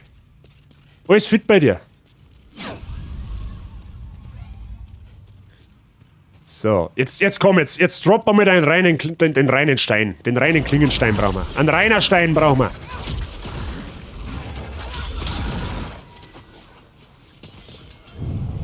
Haben wir unsere Seelen. Und... Klingensteinscheibe, Arschloch. Ja, die haben ein wenig knickert, die zwei. Ich sitz grad dran, Hausschuhe zum Häkeln. Kannst auf keine Füße auf Nacht. Du kannst auch den aus alles stricken, oder? Kannst mir du irgendwie, weiß ich nicht, kannst mir du irgendwie 500-Euro-Scheine stricken? Gang das? Also ich frag für einen Freund. Also, na, ist cool sowas. Apropos, jetzt tut mir leid, jetzt habe ich einen Namen gerade in dem Kopf, aber die Maus, die du gestern nur mal gehäkelt hast, ist eine 11 von 10, by the way, ja? So hätte man vielleicht auch mal dazu sagen. Also wer Häkel- und Strickkunst vom Feinsten sein möchte, der kommt auf meinen Discord-Server und schaut sich im Stammtisch einmal um.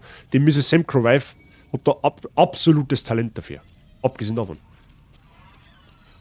Wenn ich Geld stricken kann, dann ist sicher nichts anderes. Mhm. Verständlich.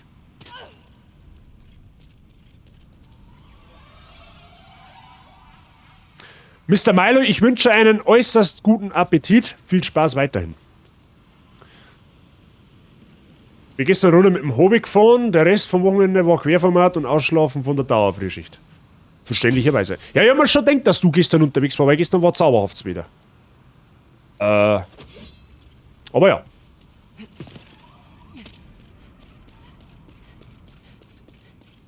Du wirst jetzt duschen gehen. Mr. Herbert wären sauber. Und kämen's frisch, gestylt und in Shape zurück in den Stream.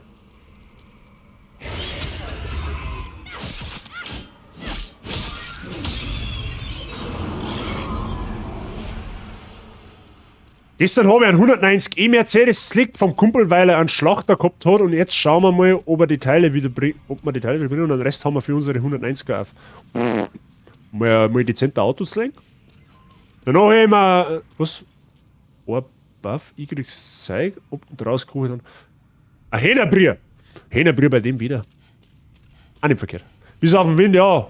Aber das ja, bei dir, du wenn's einen Himalaya fahren kannst, darfst du das auch noch tun. Also, dass die nichts vom Biken abhalten, das ist eh schon nichts Neues. In der Hinsicht bist du ein Geschubster. Aber ist auch gut so. Hobby sollte man ja ausüben. Hab ich mal gehört.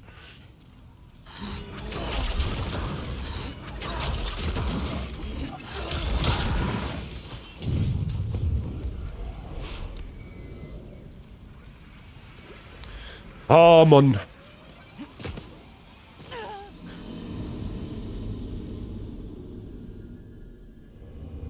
Das Wochenende in Schilling gemacht, war die letzten 2 Wochenenden unterwegs. Ja, bei dir ist es ja wohl mehr als verständlich. Also, da hast du auf alle Fälle ein entspanntes Wochenende verdient.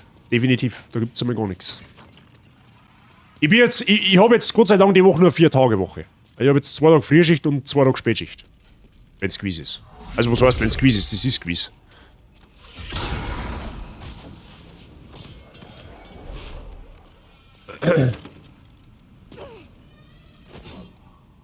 Der positive Nebenaspekt ist, wir kriegen unsere Seelen jetzt wieder alle zurück. Ich meine, wie gesagt, ist nicht so, dass es relevant war, weil wir haben ja den Farmspot. Aber haben und nicht haben. Bekanntermaßen. Nicht schlecht.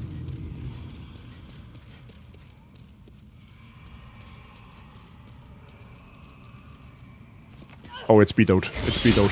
Ah, ich bin nicht tot.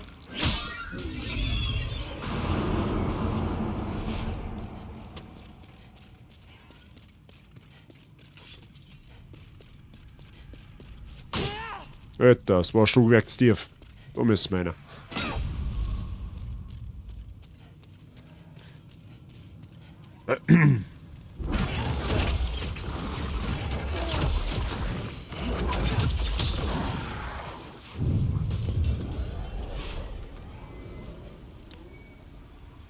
Wieder Seelenreste, ja? Haben wir gerade nicht so Loot-Lack, ja? Wir brauchen mehr Loot-Lack, hab ich gehört.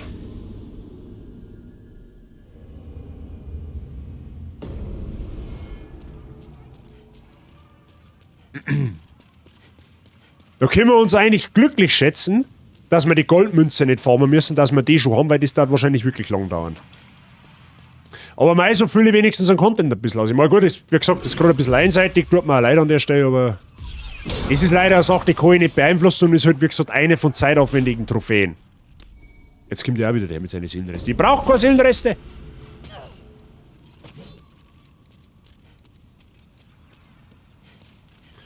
Aber 2 Tage früher und dann 2 Tage später in derselben Woche arbeiten ist ja auch nicht so geil.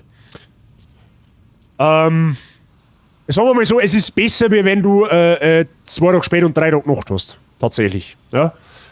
Ich habe halt ein Wechselschicht-System, also ich habe halt ein Wechselsystem, ich habe halt tageweise 17 Schicht. Es gibt auch wochenweise 17 Schicht-Modell.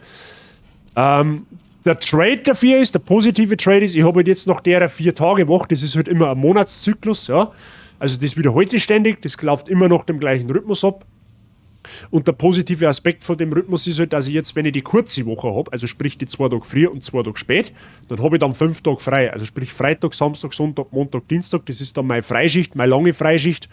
Das ist halt schon ganz geil, weil du halt nur 2 kurze Wochen hast in dem Sinne, ja. Praktisch jetzt habe ich die Woche 4 Tage und nächste Woche fange ich Mittwoch mit der Frühschicht wieder an. Also hab dann Mittwoch, Donnerstag früh und Freitag spät. Dafür geht es halt aber am Sonntag in der Nacht wieder los. Ja. Geschubst im Angesicht der Anklage oder wie war das? Wenn's juckt, muss man kratzen. Ja, und wenn's zirkt, musst du anders umdrehen. So ungefähr.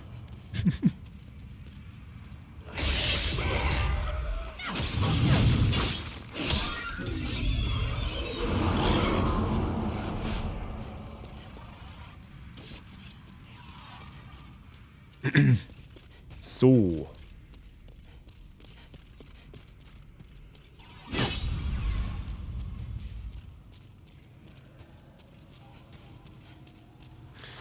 So, aller guten Dinge sind 56, hab ich mal gehört. Oh, das war aber haarscharf.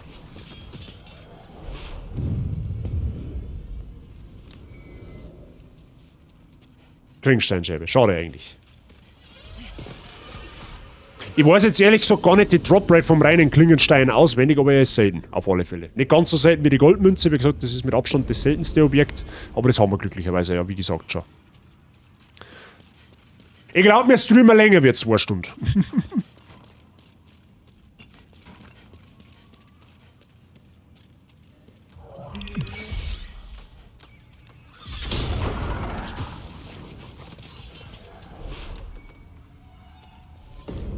Das kann jetzt eigentlich einmal alles einlagern, weil das ist zu viel Gewicht, meine Freunde.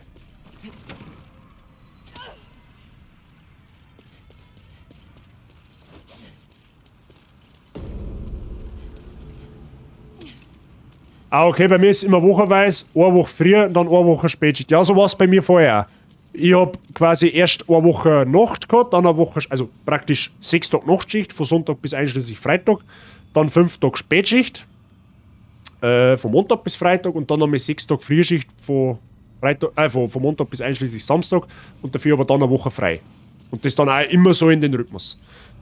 Ich kann es jetzt aber ehrlich gesagt nicht sagen, was mir lieber war. Also ich habe beides gern gearbeitet. Oder was heißt gern? Aber wer arbeitet schon gern, aber ich kann jetzt nicht sagen, was mir besser liegt.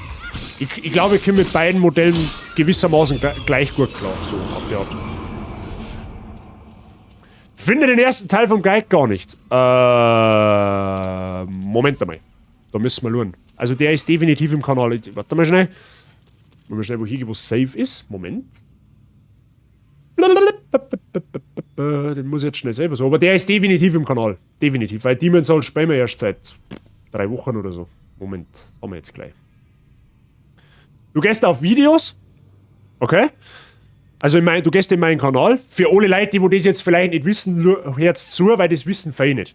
Wenn ihr was von mir anschauen wollt, weil ihr einen Stream versammelt habt und unbedingt nachschauen wollt, geht's folgendermaßen vor. Wenn ihr nur auf meine Startseiten geht, ja, dann seht ihr nur die letzten 2 Wochen. Ja.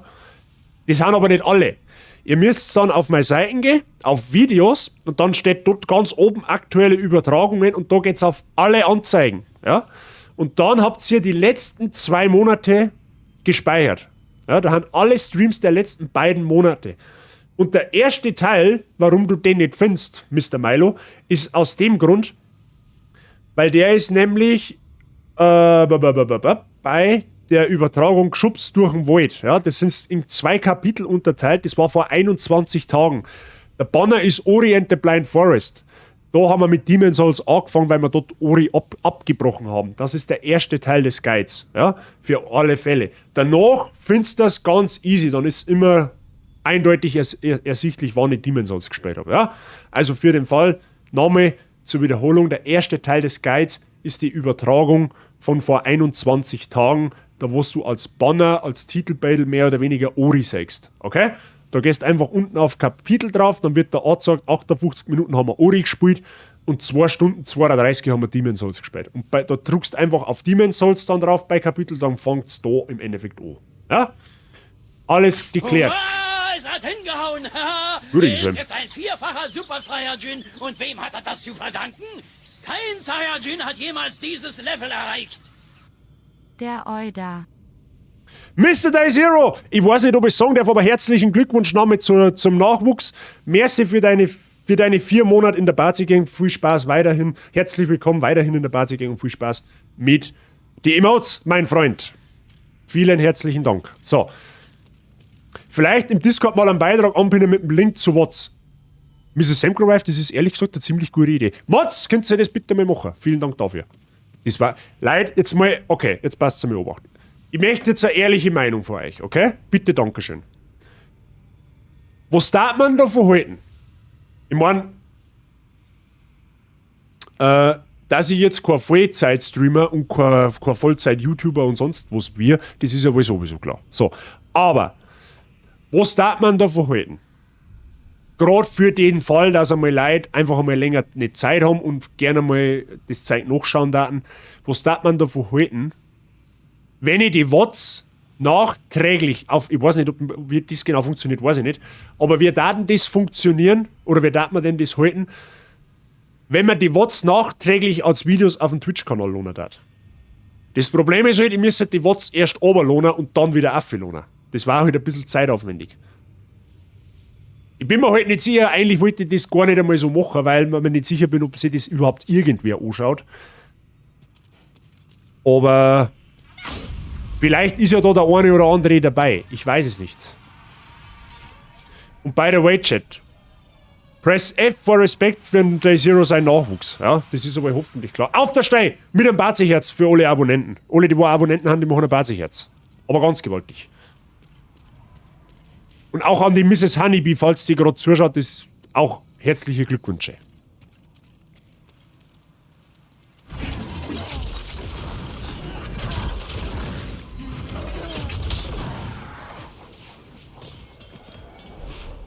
Ja, Herrgottsseele, ein reiner Klingenstein, Freunde. Das ist das letzte Item, was wir brauchen. Jawohl, genau, so, das mag ich sagen. Sehr gut. Sehr, sehr, sehr, sehr gut. Irgendwann sucht immer wer was zum Anschauen und ich nutze das beim Bürger wirklich oft. Ja, ich werde mir Gedanken machen. Ich werde mir da diesbezüglich Gedanken machen. Vielleicht mache ich einen Gamer Bazi YouTube-Wort-Kanal, ich weiß es noch nicht, aber wie gesagt, das wird halt sehr unregelmäßig passieren, weil, wie gesagt, ich habe nicht vor, da Vollzeit-Streamer und YouTuber zu werden, weil die Zeit habe ich nicht dazu. Das sage ich gar ganz ehrlich, was es ist. Aber durch das, dass halt jetzt einige gesagt haben, es war vielleicht zum Überlegen, ich schaue mal, okay? Aber auf alle Fälle ist Mods könnt ihr mal gern die Playlist. Ich glaube, ich kann das in Twitch sogar in Playlists verpackeln, wenn mich nicht alles täuscht. Dann kann man uns das einmal überlegen, dass wir da eine Playlist erstellen. Müssen wir mal schauen. Aber auf alle Fälle für alle Leute, die Demon's Souls nachschauen möchten, die Wort von vor 21 Tagen, da geht's im Endeffekt los. So. Auf alle Fälle. Jetzt haben wir endlich den reinen Klingenstein erhalten. Das heißt, jetzt zeige ich noch schnell geschwind. Quatsch. Zeige ich nicht. Jetzt machen wir. Genau. Wir haben jetzt Folgendes. Jetzt haben wir das Problem, wieder von vorher. Die Welt ist auf schwarz. Ja. Und jetzt haben wir wieder dasselbe wie vorher. Wir müssen jetzt wieder den Prime Evil Demon und das schwarze Phantom in einem Guss hops nehmen. Und das machen wir jetzt. So, das schwarze Phantom spawnt gleich ganz am Anfang.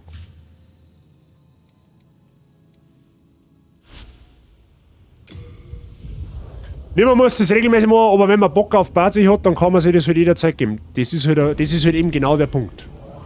So, da vorne schaut das schwarze Phantom. Sehnsuchtpfeil ausrüsten, jetzt hoffen wir, dass... Ja, okay.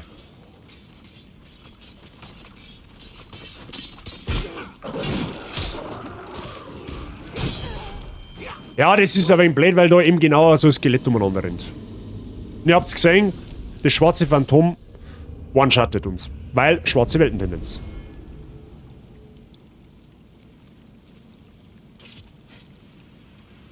Ja, jetzt hab ich mich verdruckt sauber.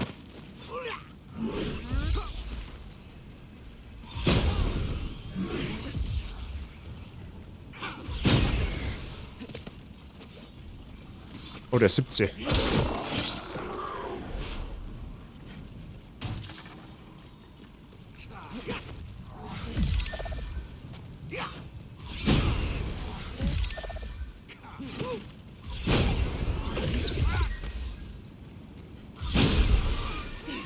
Okay. Schwarze Phantom ist tot. Und jetzt, da kriegen wir wieder Grifflos Uchigatana, braucht man mir nicht, weil warum auch. So, und jetzt haben wir wieder das. Wir müssen wieder komplett bis zum Dämon durchlaufen. Okay? Spielst dann eigentlich nächste Woche Elden Ring? Nein, ich werde nächste Woche noch nicht mit Elden Ring anfangen. Wir werden mal Elden Ring spielen, definitiv. Aber noch nicht zu Release. Ich kann nicht gar sagen, warum. Also ich werde es mir auf alle Fälle einmal holen. Aber ich warte den Release noch ein wenig ab. From Software enttäuscht grundsätzlich eigentlich einmal nicht. Ja? Es gibt, glaube ich, keine From Software Spiele, also zumindest die wo ich jetzt gespielt habe, die wo irgendwie enttäuscht sind. Waren alle maßlos gute Spiele, aber ich warte noch wegen die Rezessionen ab, ich warte noch die ersten Meinungen ab, weil es eine neue Richtung von From Software ist und ich mir noch nicht so sicher bin, wie Open World und Soul-Spiel zusammenpasst. Ja, ich möchte das nur ein bisschen abwarten. Wir werden es auf alle Fälle irgendwann im Laufe des Jahres spielen. Für alle Soul-Spiel-Begeisterten. Definitiv, dafür kein Weg drauf vorbei. Und gerade ich als Soul-Spieler, Veteran, muss ja fast spielen. Aber es wird noch eine Weile dauern. Wir werden es nicht gleich spielen. Keine Ahnung wann, irgendwann im Frühling, sage ich mal. Denke ich mal. Je nachdem wird Rezessionen ausfallen. Wenn jetzt natürlich das Spiel so dermaßen schlechte Bewertungen kriegt, dann holen wir es gar nicht erst.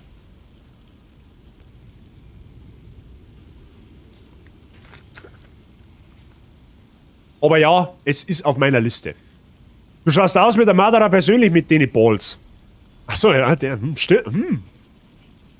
Der Mr. Herbert, der weiß auf was das so kommt.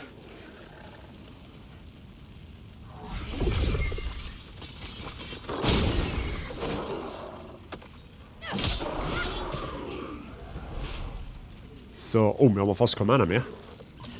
Sieht mir mal dagegen. Wenn ihr euch nur erinnern könnt, was das für ein Krebs am Anfang war, wie wir in das Gebiet gegangen haben, wie schwer die Gegner waren. Sind mittlerweile alle One-Shot.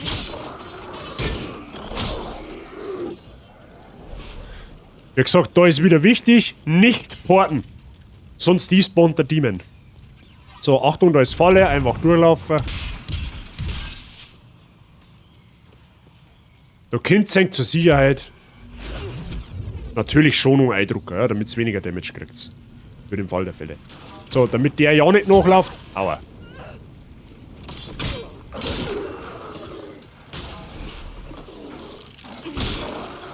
Ein paar Seelen nehmen wir mit. Wie gesagt, ist zwar jetzt nicht wirklich sonderlich relevant für uns, weil eben Seelenfarm-Spot. Aber gut. Das passt uns eigentlich ganz gut, weil wir brauchen noch sowieso 150.000 Seelen, weil wir uns noch 3 Steine kaufen werden.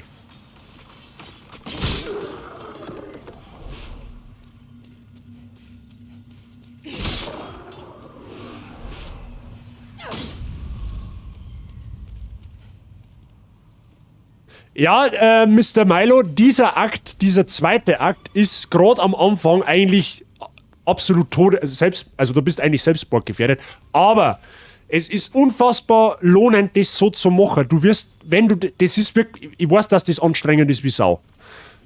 Aber es wird sich für dich brutal auszahlen, weil wenn du diesen Akt bis zu dem Punkt spielst, wie ich gespielt habe, dann bist du da noch gottlos overpowered. Ja? Dann kannst du alle anderen Keilsteine relativ simpel machen, glaub mir das. Da musst einfach ein bisschen üben. Ich weiß, dass das nicht einfach ist, aber es ist zum Schaffen. Kannst du bitte mal chillen? Danke.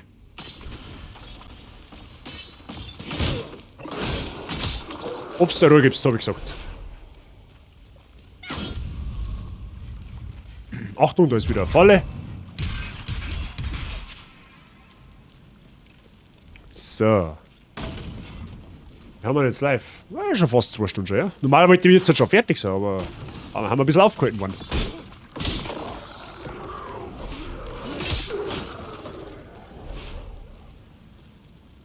Den nehmen wir zwecks die Seelen einfach mit, weil warum nicht?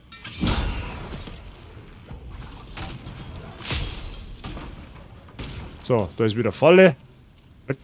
Also 3 Renner.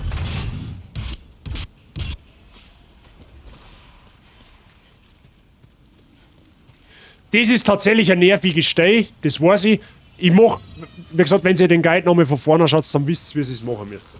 Ich spare mir die Gegner da jetzt. Außer der Vision zufällig, dann.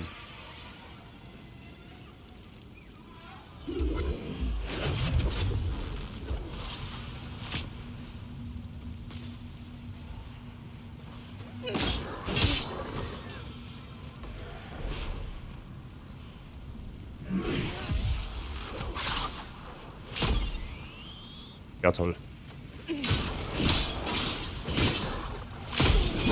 Aua! Oh, gut, dass ich mir schon noch eingedruckt habe.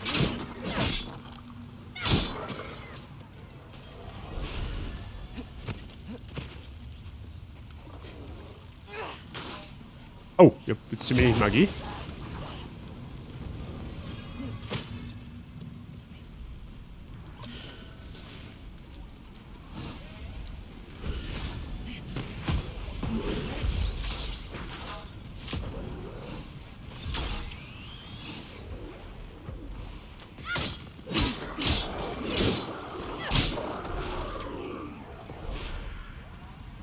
Okay.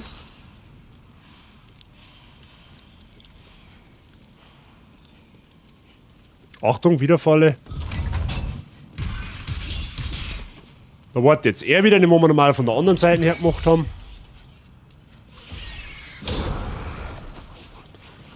Können wir aber auch liegen lassen.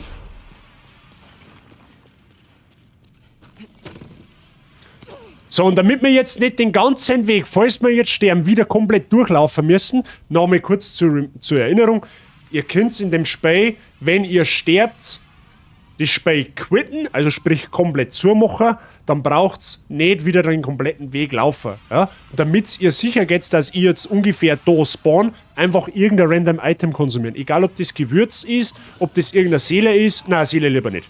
Irgendein Grasal oder ein Gewürz einfach verwenden, dann speichert das Spiel im Hintergrund automatisch. Das heißt, soll ich jetzt da auf dem Weg da unten bei dem Magierzipfel oder bei irgendeinem Skelett nur mal sterben, dann brauche ich gerade das Spiel quitten und ich komme dann da wieder raus. Das könnt ihr unter anderem Daumen machen, wenn sie eine Seelen verlieren darf. Ja, zum zweiten Mal auf dem Weg hin zu den Seelen. Einfach Spiel quitten, wieder neu aufmachen und dann seid ihr fein.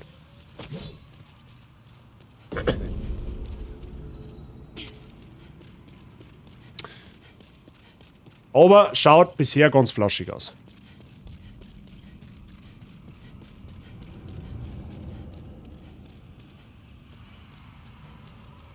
Grasal konsumieren bringt mich nicht auf Ideen. Das Thema haben wir vorher schon gut.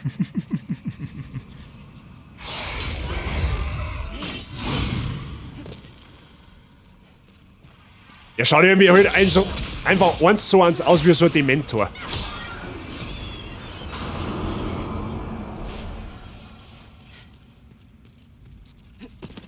So.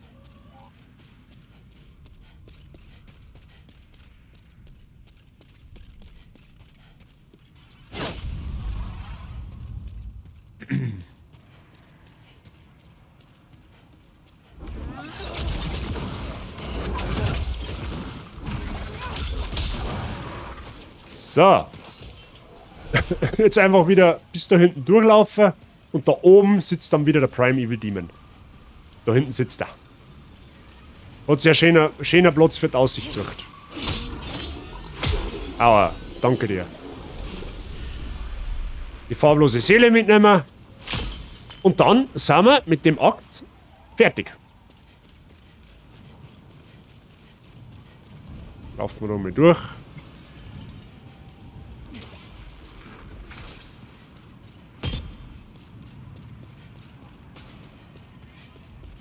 So. Wie quittet man denn schnell das Game? Konsole ausschalten oder wie? Nein, du bleibst auf dem Home-Button und gehst dann da einfach auf Spiel schließen. Okay? Du gehst auf Spiel schließen, machst Spiel zu, gehst wieder in Spiel rein, easy. Genau. So, jetzt müssen wir auf mein Guide laden.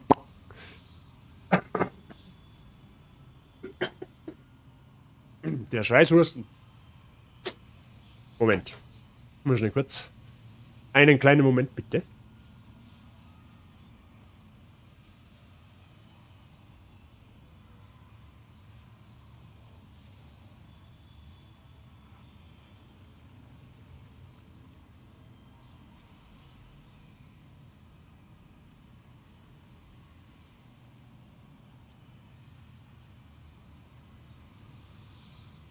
War der Greenscreen kaputt? So. Mal von Geil lunsen.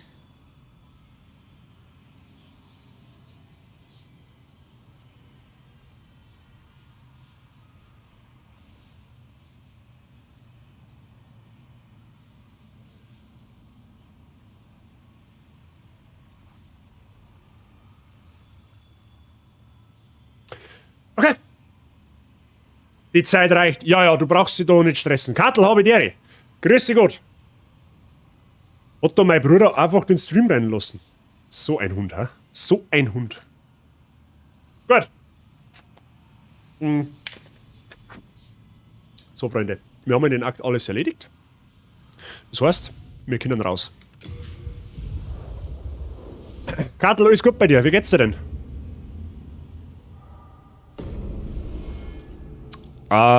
So. Let me see. Akt 4 haben wir, Klingenstein haben wir, Schwarze Phantom und Dämon haben wir getötet. Jetzt gehen wir in Akt Nummer 2. Erst haben wir die Treppen kaputt, aber gut.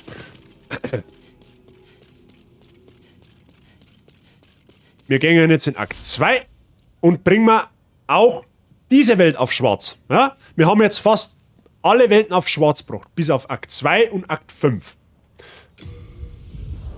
Ja, und natürlich habe ich jetzt wieder meine Steine vergessen, ich Eumel. Ich bin also ein Depp. So. Alles gut soweit, Handgelenk wird langsam besser. Mrs. Kattel, das freut mich außerordentlich zu hören. So, wie wir mir sehen, wir haben noch eine komplett weiße Weltentendenz. Das heißt, wir brauchen 7 Steine. 7 Steine sollen es sein, meine Freunde. So, dann gehen wir wieder ins Lager. Ich war krank vor Sorge. So, und wenn ihr alle brav das so nachspielt, wie ich das spiele, dann habt ihr hoffentlich keinen dieser blauen Steine vorher verwendet. So, ihr seht nämlich ungefähr 30 brauchen wir und das wird ganz schön eng. So, 3 haben wir dabei, das heißt, wir nehmen nur 4 mit. Um eine Welt von komplett weiß auf komplett schwarz zu bringen, brauchen wir genau 7 blaue Steine. Wir stehen in eurer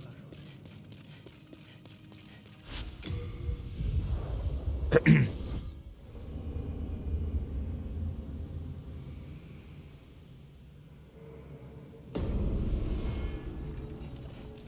Gut. Da geht es tatsächlich ziemlich einfach. Mehr Klippen haben bekanntermaßen mehr gut, um sich umzubringen. Also im Spiel natürlich. So, rüsten wir wieder unsere blauen Steine aus. Den konsumieren wir, damit wir menschlich werden. Und dann machen wir da einmal professionell Klippenspringer. Und das mal nicht vergessen, Zählen mitzunehmen, weil die 176.000 hat mir jetzt tatsächlich sogar ein bisschen weh.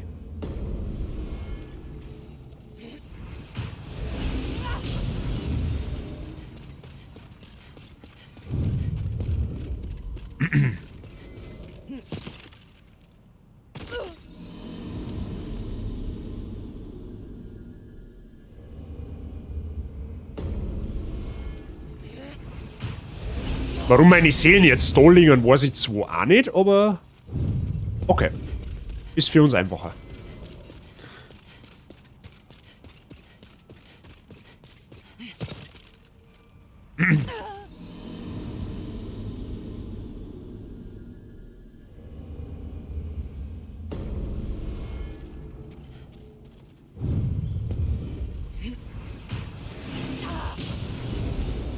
Und wenn es jetzt einmal, genau, das kann jetzt eigentlich auch, wenn ihr einmal oben links auf das Augensymbol schaut, neben meiner Gesundheits-, Ausdauer- und Magieleiste, ihr merkt langsam, das Auge wird heller. Und da haben wir wieder bei dem Punkt, weil unsere Charaktertendenz durch das, dass wir schwarze Phantomen töten, halt langsam, aber sicher immer weiter ins Weiße verschoben werden. Praktisch, man kann es ja so sagen, ein schwarzes Phantom zu töten ist eine gute Tat. Ja? Je mehr gute Taten wir machen, umso weißer wird unsere Charaktertendenz. Und das brauchen wir halt, wie gesagt, also der schwerste, also der mit Abstand schwerste Ring im Spiel, um den zu kriegen, ist den, wo man kriegt, wenn man eine komplett weiße Charaktertendenz hat. Das ist mit Abstand der schwerste zu erreichende Ring im Spiel. Weil es halt einfach schwer ist, eine Charaktertendenz halt einfach auf schwarz zu bringen. Ja? Auf weiß zu bringen. Eine Charaktertendenz auf schwarz zu bringen hingegen ist total easy. Das werden wir auch noch machen. Da wird man nämlich dann den einen oder anderen NPC töten müssen. Ja? Weil nur so verschiebt sich halt dann unser Charaktertendenz halt dementsprechend auch ins Schwarze, weil einen gutartigen NPC zu töten, ist halt bekanntermaßen keine gute Tat. Es gibt halt quasi einmal einen Ring in komplett schwarzer Charaktertendenz und einmal einen Ring in komplett weißer Charaktertendenz. Und für den der weißen Charaktertendenz, auf den arbeiten wir halt jetzt praktisch hin.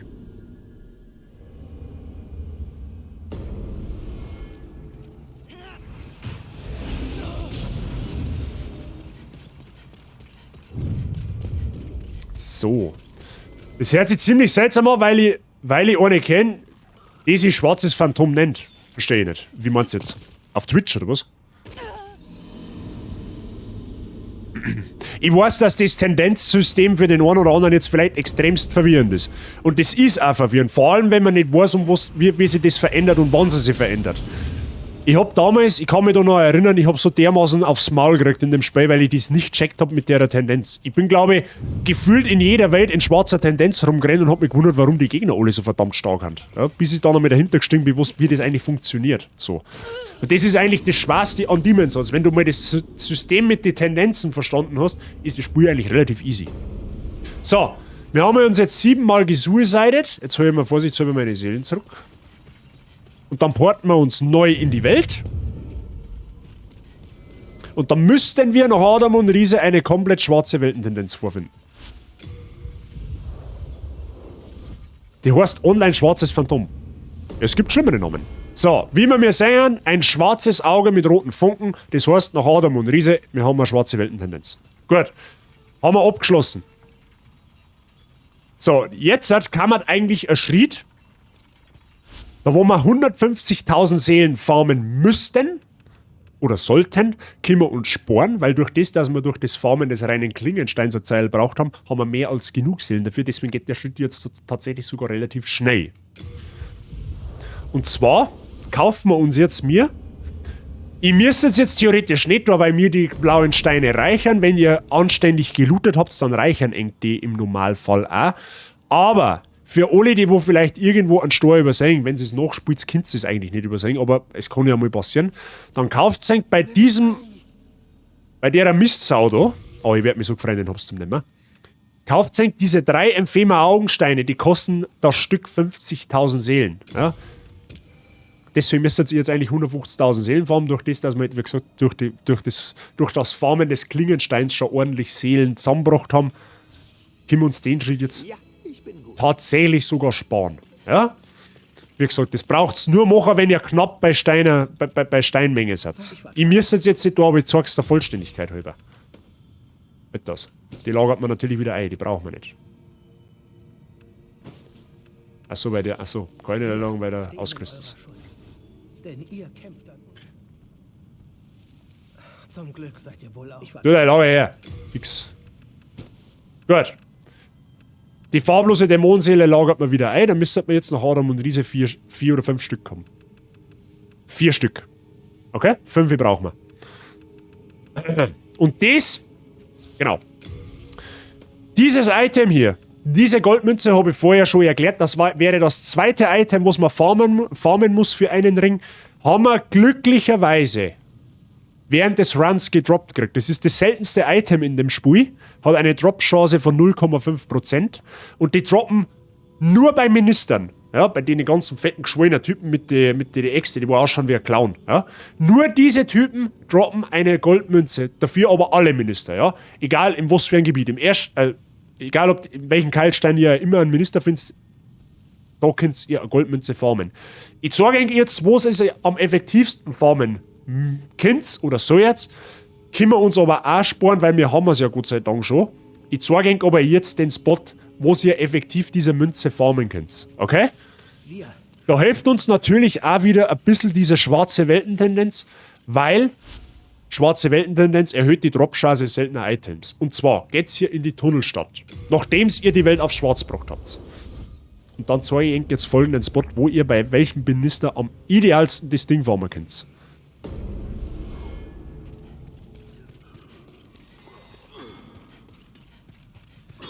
Die Echsen könnt ihr ignorieren. Brauche ich nicht mehr erklären, dass das kein Loot ist. So, da ums Eck steht jetzt gleich ein Minister. Und bei dem könnt ihr am effektivsten diese Goldmünze farmen. Ich darf auch lachen, wenn ihr jetzt eine gedroppt kriegt. Vollmondgras. Da könnt ihr abgesehen davon ganz, ganz super Vollmondgras farmen. Kathi, habe die Ehre. Grüß dich Gott. Alles fit bei dir. Schön, dass du einer schaust. So, und dann macht ihr folgendes.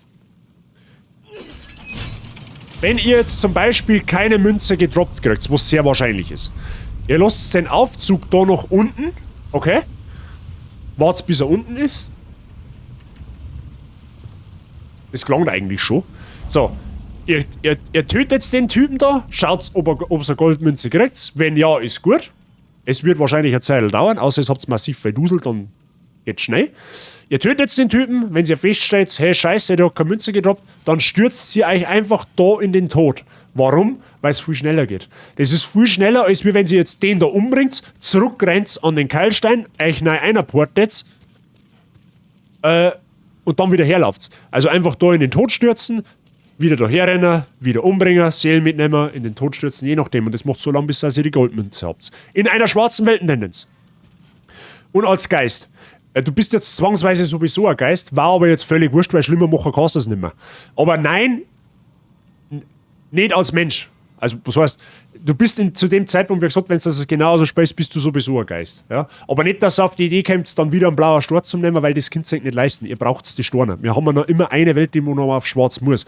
Wie gesagt, ich klang ja mit den Storner. Ich habe mehr als genug davon gefarmt. Oder gelootet, sagen wir es so. Ich habe den Schritt mit den 3 Storner nur gezahlt, falls es knapp bei Kasse hat. Was die so geht. Okay? So, wie gesagt, da die Goldmünze farmen. Geht da am allereffektivsten. So, das haben wir ja glücklicherweise schon.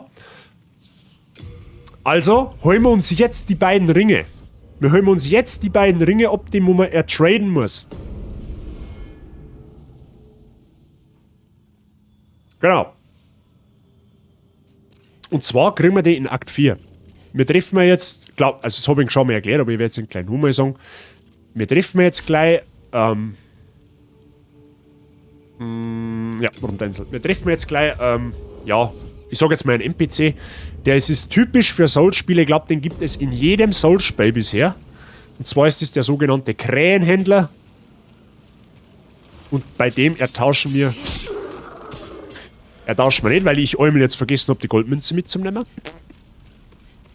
Und bei der Krähe werden wir jetzt dann diese beiden Dinge diese beiden Ringe ertauschen. Und dann haben wir fast alle Ringe. Fast. Ich glaube, dass uns dann nur noch 2 oder 3 Ringe angehen. Du bist einmal weg, Mr. Herbert. Ich danke fürs Zugesehen haben und ich wünsche dir einen schönen Sonntagnachmittag. Ich war krank vor Sorge. So, Goldmünze natürlich mitnehmen. Und den reinen Klingenstein müssen wir selbstverständlich auch mitnehmen, sonst wird das nichts. Pass auf, wo haben wir den denn? Ach, der ist eh noch dabei. Genau. Sicher geh, reiner Klingenstein muss dabei sein und die Goldmünze muss dabei sein. Wir stehen in eurer...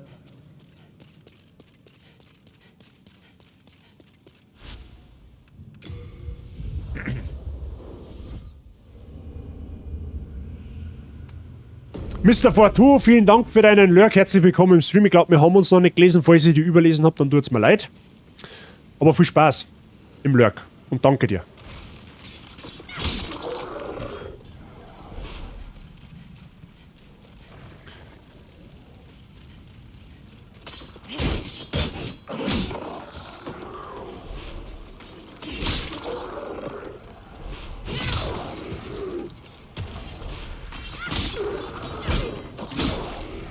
So, die gehen auch natürlich jetzt easy, weil wir wieder fast weiße Weltentendenz haben.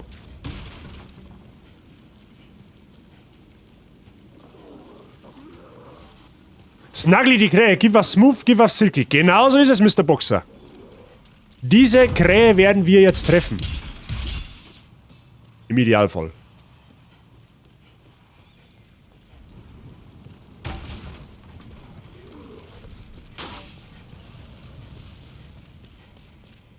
So.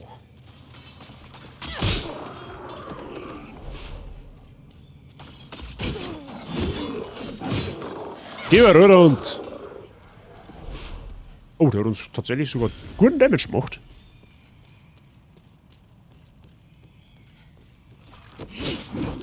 Ah ja, das hast du aber mal dezent veranstaltet. Zupfte. So. Hier raufrennen. Und man hört schon. Das ist nahezu, ich glaube, dass es kein Soulspiel gibt, wo es diese Krähe nicht gibt, außer Sekiro. Bei Sekiro, glaube ich, gibt es den Krähenhändler tatsächlich sogar nicht. Aber das ist ja auch kein Dark Souls in dem Sinne, ja. So, und dann macht sie ja Folgendes. Und jetzt bitte aufpassen, das ist jetzt ganz wichtig. Gruselig. Die funkeln mir. Die Blitzer mir. Tauschen. Genau, die sagt jetzt eh schon, die möchte einen glitzernden, funkelnden Gegenstand, da könnt sie eigentlich nahezu alles hernehmen. Aber nur bei diesen 2 Gegenständen kriegt sie die Ringe. Und zwar macht sie jetzt Folgendes. Wo haben wir es denn? Wir haben da die Goldmünze. Ja, nicht auf Wegwerfen gehen. Ja? Wenn ihr die wegwerft, dann ist sie weg. Also weg. Also nicht mehr vorhanden. Ja?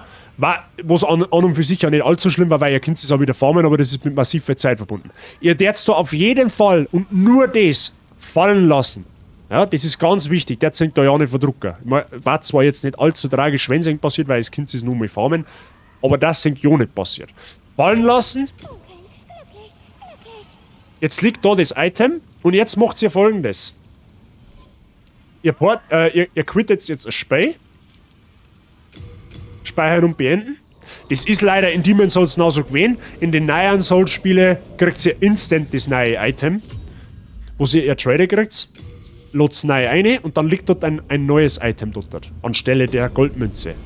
Es liegt jetzt da. Und zwar ist das, wenn ihr die Goldmünze ertauscht, der Ring der ungleichen Waagschalen. Ja? Ganz wichtig, platinrelevant. Kriegt's nur, wenn ihr die Goldmünze eintradet. So, und dann haben wir noch den reinen Klingenstein, da dasselbe Spiel wieder. Nicht wegwerfen, sondern fallen lassen. Und dann dasselbe nur mal von vorn. Hoppala. Spiel verlassen, Spiel speichern und beenden. Und wieder eine. Und dann liegt auch hier ein Item und das ist der Ring der Langlebigkeit. Das sind die 2 Ringe, die ihr durch diesen Krähenhändler ertauschen könnt. Ihr braucht eine Goldmünze und einen reinen Klingenstein für das. Wenn ihr das erledigt habt, habt ihr 2 der am schwersten... Also dann habt ihr die 2 Ringe ergattert, die wo ein bisschen zeitaufwendig haben. Ja? Die sind relativ schwarz zum Erreichen, aber so müsst es vorgehen. Anders kriegt ihr diese beiden Ringe nicht. Ist überhaupt keine Chance. So. Wenn wir das erledigt haben, dann gehen wir wieder in Akt 2 zurück. Und machen wir da noch einen Demon und das schwarze Phantom. Und wir werden jetzt das stärkste schwarze Phantom im Spiel finden. Das Ding ist wahnsinnig tanky und brutal stark. Ist, glaube ich, sogar der stärkste NPC im Spiel. Wir könnten jetzt, by the way, ja die Ringe nur schnell ins Lager senden, wenn wir schon dabei haben, weil die brauchen wir eigentlich nicht. Ring der großen Stärke kann einmal ins Lager, Ring des Dufts lassen wir Flammenresistenz kann weg, Giftresistenz kann weg. Die 2 lassen wir, Adhäsion lassen wir, Gier lassen wir. Langlebigkeit ist erhöht quasi die maximalen TP von einer Waffe, also da spricht die Verschleiß dann nicht ganz so schnell. Ring der Gunst, Ring der ungleichen Wartschall erhöht Gegenstandslast, aber senkt dafür die Ausrüstungslast, also wir können mehr Gegenstände mitnehmen, dafür können wir aber weniger Rüstung dran. Wer das tut, weiß ich nicht, keine Ahnung. Ring der Gunst, haben wir den jetzt 2 mit dabei, oder was? Nein, haben wir nicht. Was wir jetzt auf alle Fälle nur mitnehmen, ist der Ring der magischen Stumpfheit. Ich war krank vor Sorge. Was macht der Ring der magischen Stumpfheit? Das ist im Endeffekt das krasse Gegenteil vom Ring der magischen Schärfe. Wir kriegen dadurch 50% weniger Magieschaden, machen wir aber dafür 50% weniger Magieschaden. Aber den braucht man gerne, den Typen. Wir stehen in eurer... So. Zurück in diese Welt, die komplett auf schwarz ist. Prime Evil Demon und schwarzes Phantom töten. Diesmal geht es sogar tatsächlich andersrum. Diesmal töten wir zuerst den Prime Evil Demon, weil der fast ganz am Anfang hockt. Und dann schwarze Phantom. Ja?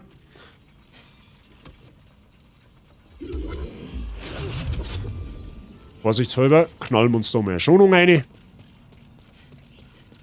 Damit ja nichts passiert.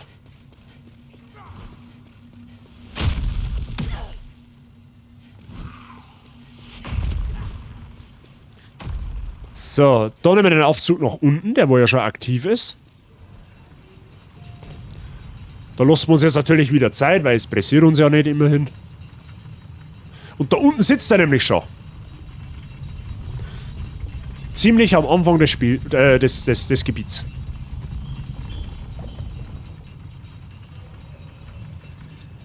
Und dann ist natürlich auch wieder so, nicht porten, sonst funktioniert das Ganze nicht. Ihr müsst es dann wieder durchlaufen. Das hilft leider alles nichts.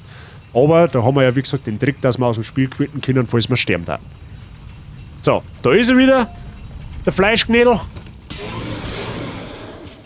Ah, ich habe ein wenig Hopper-Reiter mit ihm gestellt.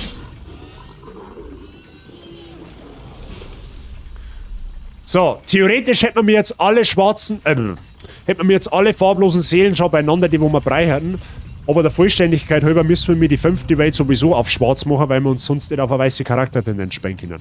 Also ihr müsst zwangsgemäß sowieso alle 5 Keilsteine einmal auf schwarz bringen und das schwarze Phantom töten, damit ihr eine weiße Charaktertendenz erreicht.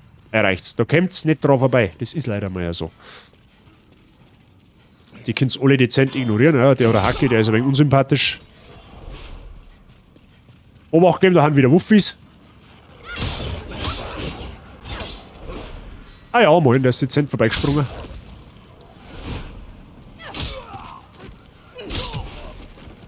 Von dem Minister da zum Beispiel kannst du auch die Goldmünze formen, aber ist halt ein wenig aufwendiger. So, Achtung, da ist wieder ein Gegner. Oh, aua. Und ihr seht, wie viel Damage stehen in einer schwarzen Weltentendenz machen. Das ist absolut gottlos. Immer vorsichtshalber Schonung reindrücken. Achtung, da steht einer am Sack. Aua. Aua.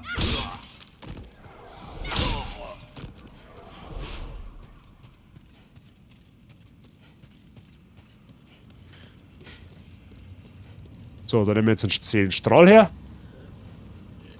Gleich. Achso, hinten, also, da haben wir noch falsch. Quatsch. Ja gut, ich merke gerade, wir tragen gerade unnötigerweise extra rund. Wir hätten nämlich komplett anders da gehen können. Aber gut, das ist ja wurscht. Wir hätten auch den Aufzug nehmen können. Aber es macht für uns eigentlich keinen Unterschied.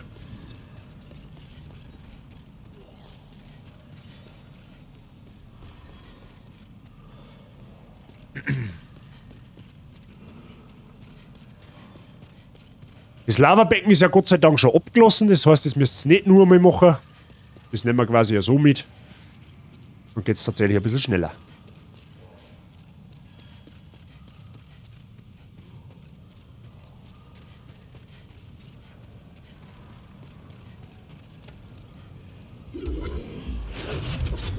So, da aufpassen, weil der zählt die ganze Kisten da. Ist, by the way, so gut wie One-Shot.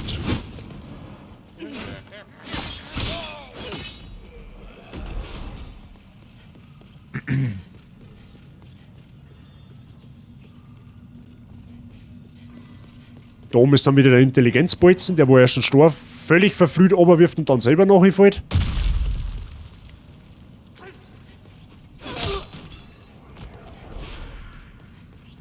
Da spawnt einer als rotes Phantom. Das ist aber ein wenig verwirrend. Die schauen zwar gleich aus, aber werden halt unterschieden zwischen roten und schwarzen Phantom. Das war nicht ein schwarzes Phantom, abgesehen davon. So.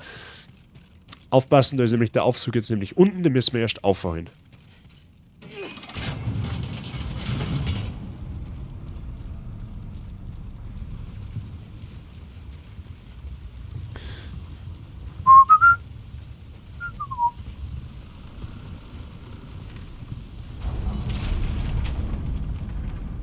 Und dann fahren wir am Oben.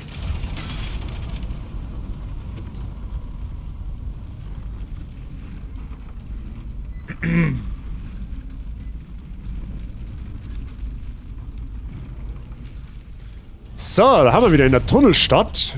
Wenn wir uns für die Leute, die wo damals dabei waren, da hat damals die Panzerspinne auf uns gewartet.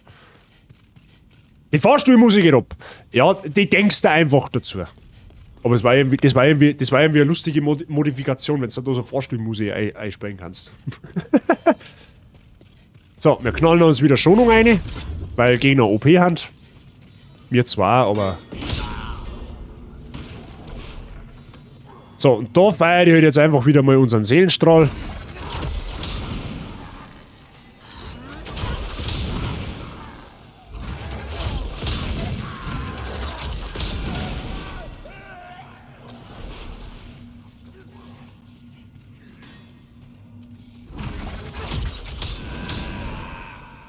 Mit einem Seelenstrahl einfach mit 3 Gegner hops genommen.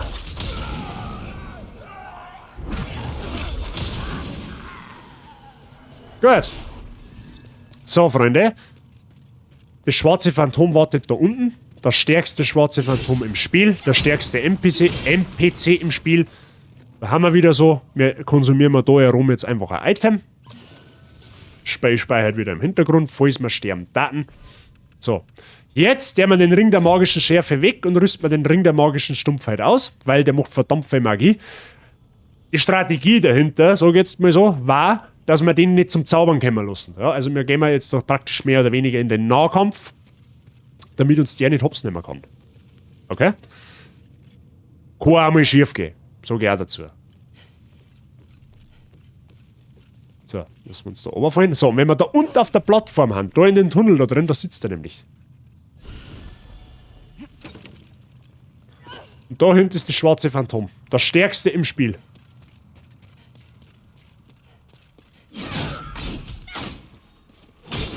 Und ihr seht, wie viel Schaden der trotz Schonung, so viel Schonung gar nicht drin gehabt. Den hätte ich vielleicht noch ausrüsten sollen. Aber ihr seht, wie viel Schaden das der Typ macht. Und da haben wir jetzt einfach so, wir haben jetzt gestorben, wir wollen den ganzen Weg nicht nur mehr laufen, Spei schließen, nein, aufmachen, dann haben wir in etwa wieder an der gleichen Position. Sparen wir uns einen Haufen Zeit. Und so soll es ja sein. Es soll ja so angenehm wie möglich sein. Für euch. Oder für die was noch spielen.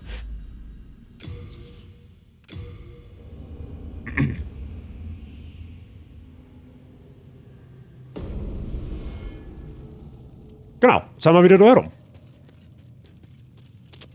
Schande über mich, ich hab vergessen, nämlich Schonung einzudrücken. Und... Okay, der Ring der magischen Stumpfheit ist ausgelöst. Perfekt.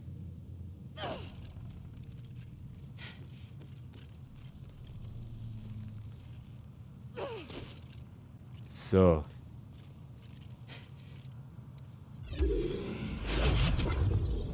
Schonung eine. Und dann machen wir das Ganze. Probieren wir es einfach nur mal. Weil was soll passieren?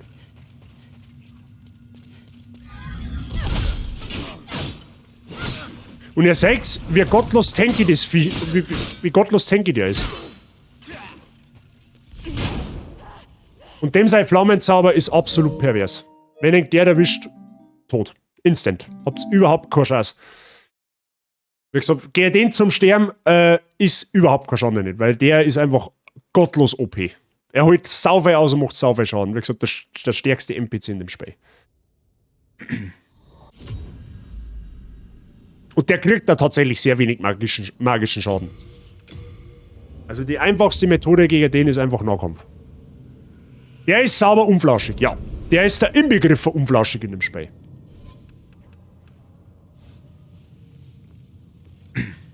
Aber gegen den kann man sterben, also so ist es jetzt nicht. Lol, ist bei mir jetzt schon noch drin? Nein, ist nicht drin, okay.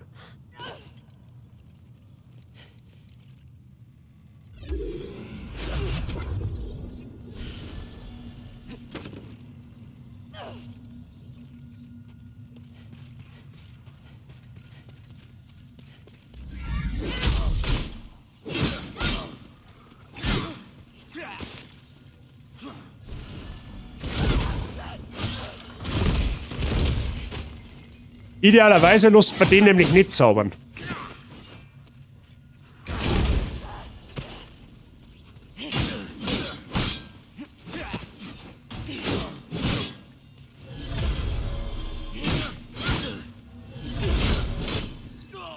Ja, stirbst jetzt. Okay, Hammer. Perfekt. Haben wir ja nur 3 Versuche gebraucht. Der gibt uns am Bestien-Talisman. Das ist in gewisser Weise eine Mischung aus Zauberstab und Wundertalisman sozusagen. Irrelevant, eigentlich. Ja? Den macht man nur aus dem Grund, weil wir eben eine weiße Charaktertendenz brauchen. So, wenn wir das haben, Freunde, haben wir alles erledigt in dem Gebiet.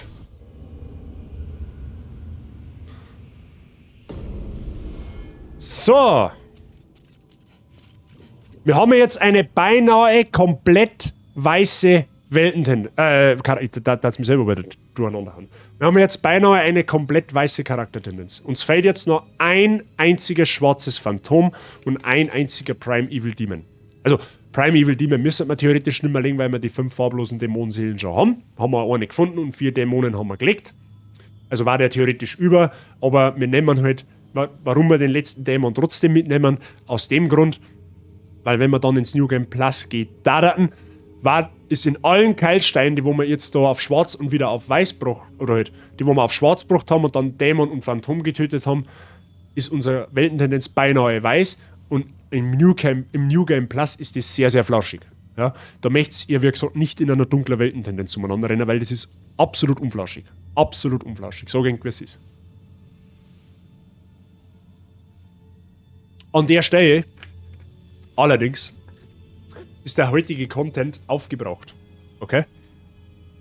Ich werde jetzt nachher wahrscheinlich noch, oder heute Abend, ich habe heute Abend tatsächlich ein bisschen Zeit für mich, werde ich die nächsten 2 Stunden vom Guide wieder gekürzter zusammenschreiben müssen. Oder, was heißt müssen, werde ich wieder gekürzter zusammenschreiben, damit es zum Spulen schöner ist, damit es für eng zum Zuschauen besser ist. Weil erstens mal mag ich das nicht, dass ich da alle halbe Minuten da umschauen muss, einen Spielfluss unterbrechen muss, damit ich mal erst nachlese, was jetzt überhaupt zum da ist. Weil hinteraus ist es tatsächlich komplizierter wie die ersten paar Stunden. Ja? Und für euch ist dann natürlich schöner zum Zuschauen. Aber durch das, dass uns der Klingenstein ein bisschen aufgehalten hat, haben wir eigentlich ganz gut zusammengekommen. Wir können jetzt... Genau, ich kann euch schon mal noch einen Ausblick geben, was wir jetzt als nächstes noch machen müssen. Jetzt kommt nämlich nicht mehr viel. Das nächste ist, dass wir die Welt komplett auf schwarz bringen. Dann werden wir da Prime Evil Demon und das schwarze Phantom noch töten. Dann haben wir komplett weiße Charaktertendenz. Dann holen wir uns den ersten Ring. Dann werden wir unsere Charaktertendenz brutal ins Schwarze verschieben.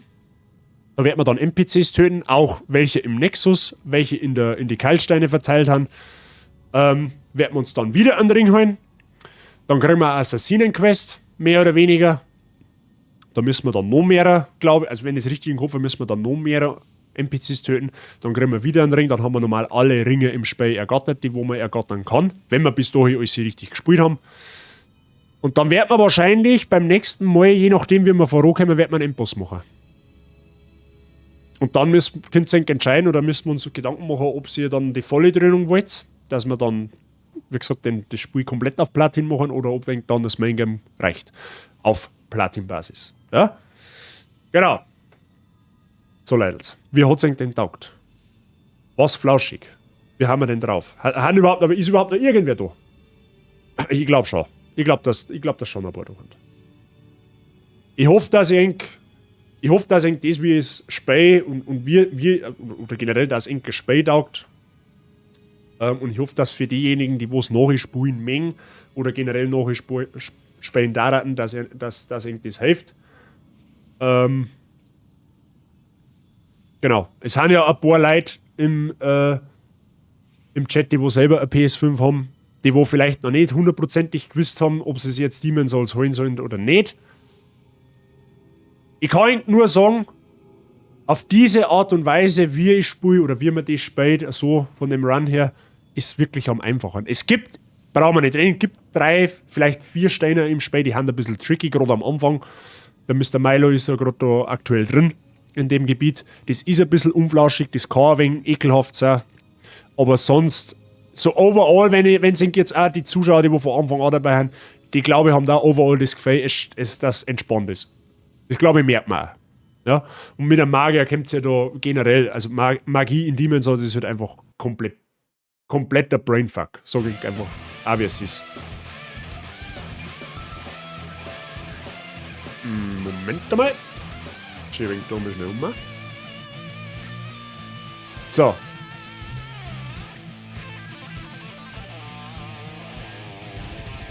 Hand hoch, voll flauschig war es. Mir hat es auch wieder mal gefallen. Ultra flauschig war es. Ja, war sehr cool. Ich starte nachher am Anfang nochmal. Mr. Milo, du tust dir da einen absoluten Gefallen, glaubt mir das. Das ist generell meine Empfehlung an alle, die jetzt vielleicht Demon's Souls zum ersten Mal spielen. Spielt es genauso noch. Einfach genauso nachspielen, dann habt ihr die allerwenigsten Probleme damit. Es müsst ja nicht unbedingt auf Platin spielen. Ja? Das ist halt jetzt einfach ein Ding, was ich mir eingebaut habe.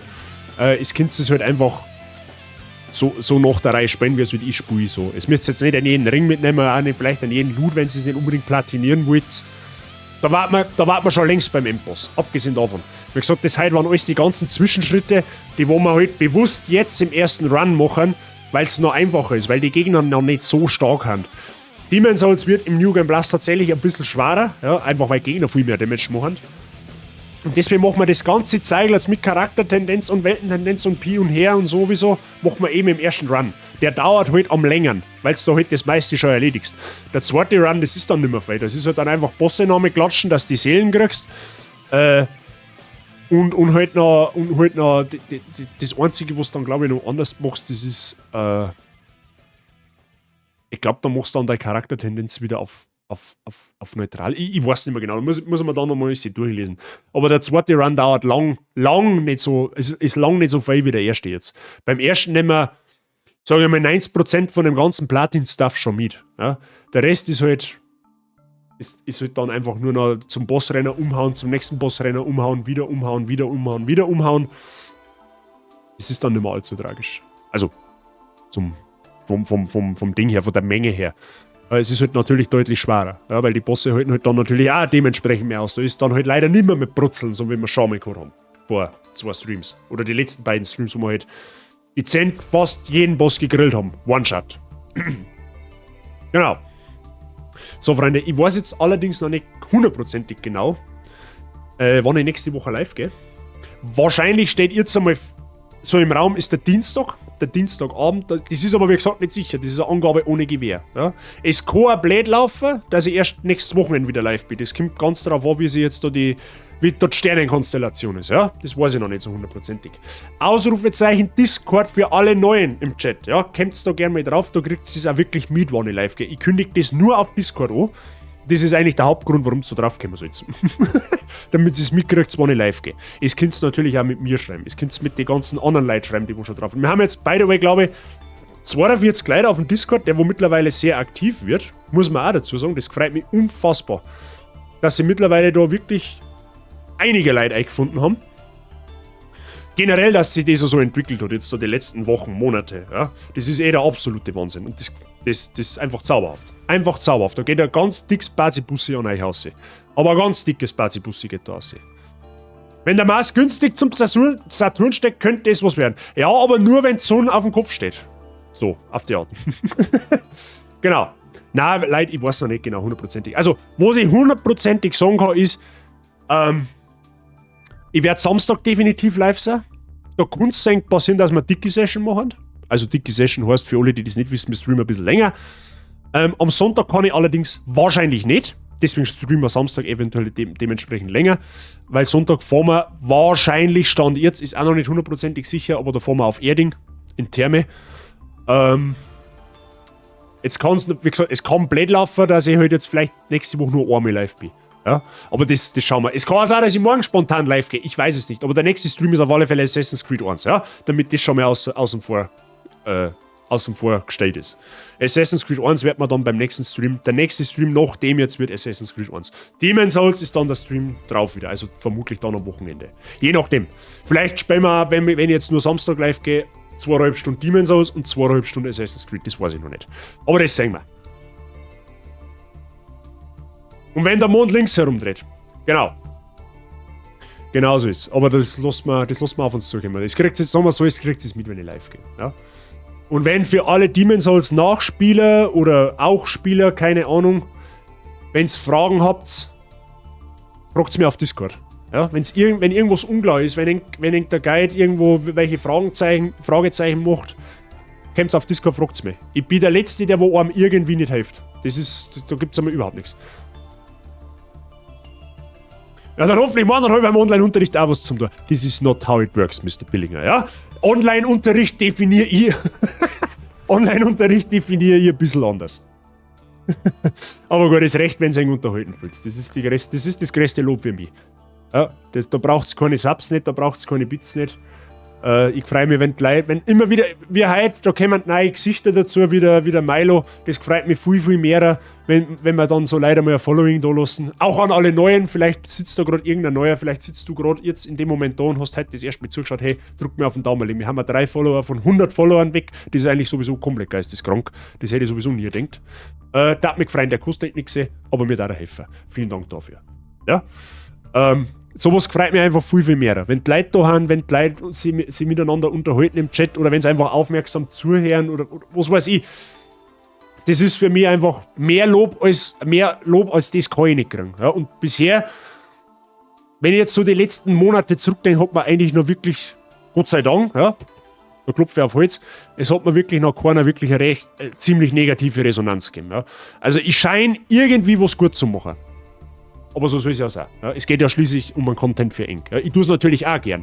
Brauchen wir jetzt auch nicht drin, dass ich lieber vor keine Ahnung, 15, 20 Leute stream, als wir vor 3, 4. Aber ich mache keinen Unterschied draus. Ja. Wenn jetzt gerade 3, 4 Leute da hocken, habe ich deswegen auch eine Freude am Streamer und mache da keinen Unterschied nicht vom Content her. Wenn jetzt da halt nur, in Anführungszeichen, 3 Leute zuschauen, dann spiele ich deswegen auch genauso. Ja. Das sei ja mir dazu gesagt. Wie gesagt, da geht ein ganz dickes Basibussi raus und an der Stelle, das kann man einfach dann auch mal machen.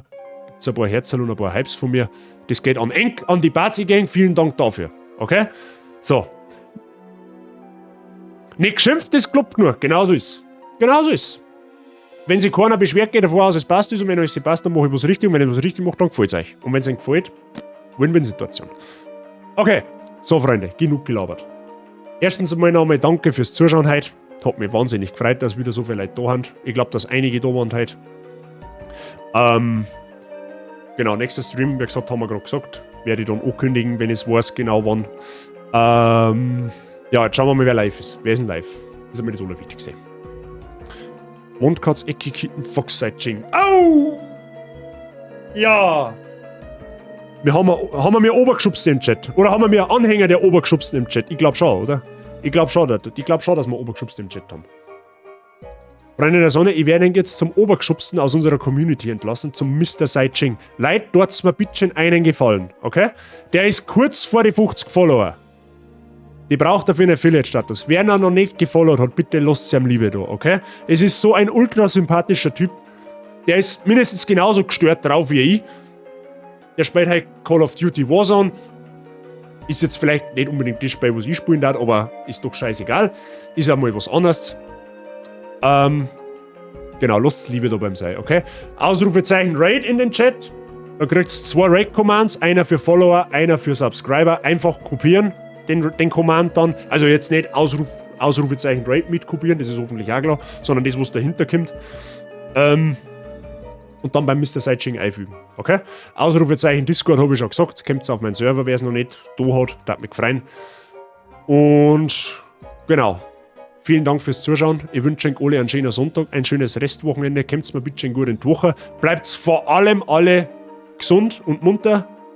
Und dann sehen wir uns hoffentlich im Laufe der nächsten Woche, spätestens am Wochenende, wieder im Stream mit Assassin's Creed und oder mit Demon's Souls, je nachdem. Keine Ahnung und sowieso. In diesem Sinne, habe die ich bin für heute raus. Viel Spaß beim Mr. Sideching. Wird euch, habe die euch bis zum nächsten Mal. Gehabet euch wohl.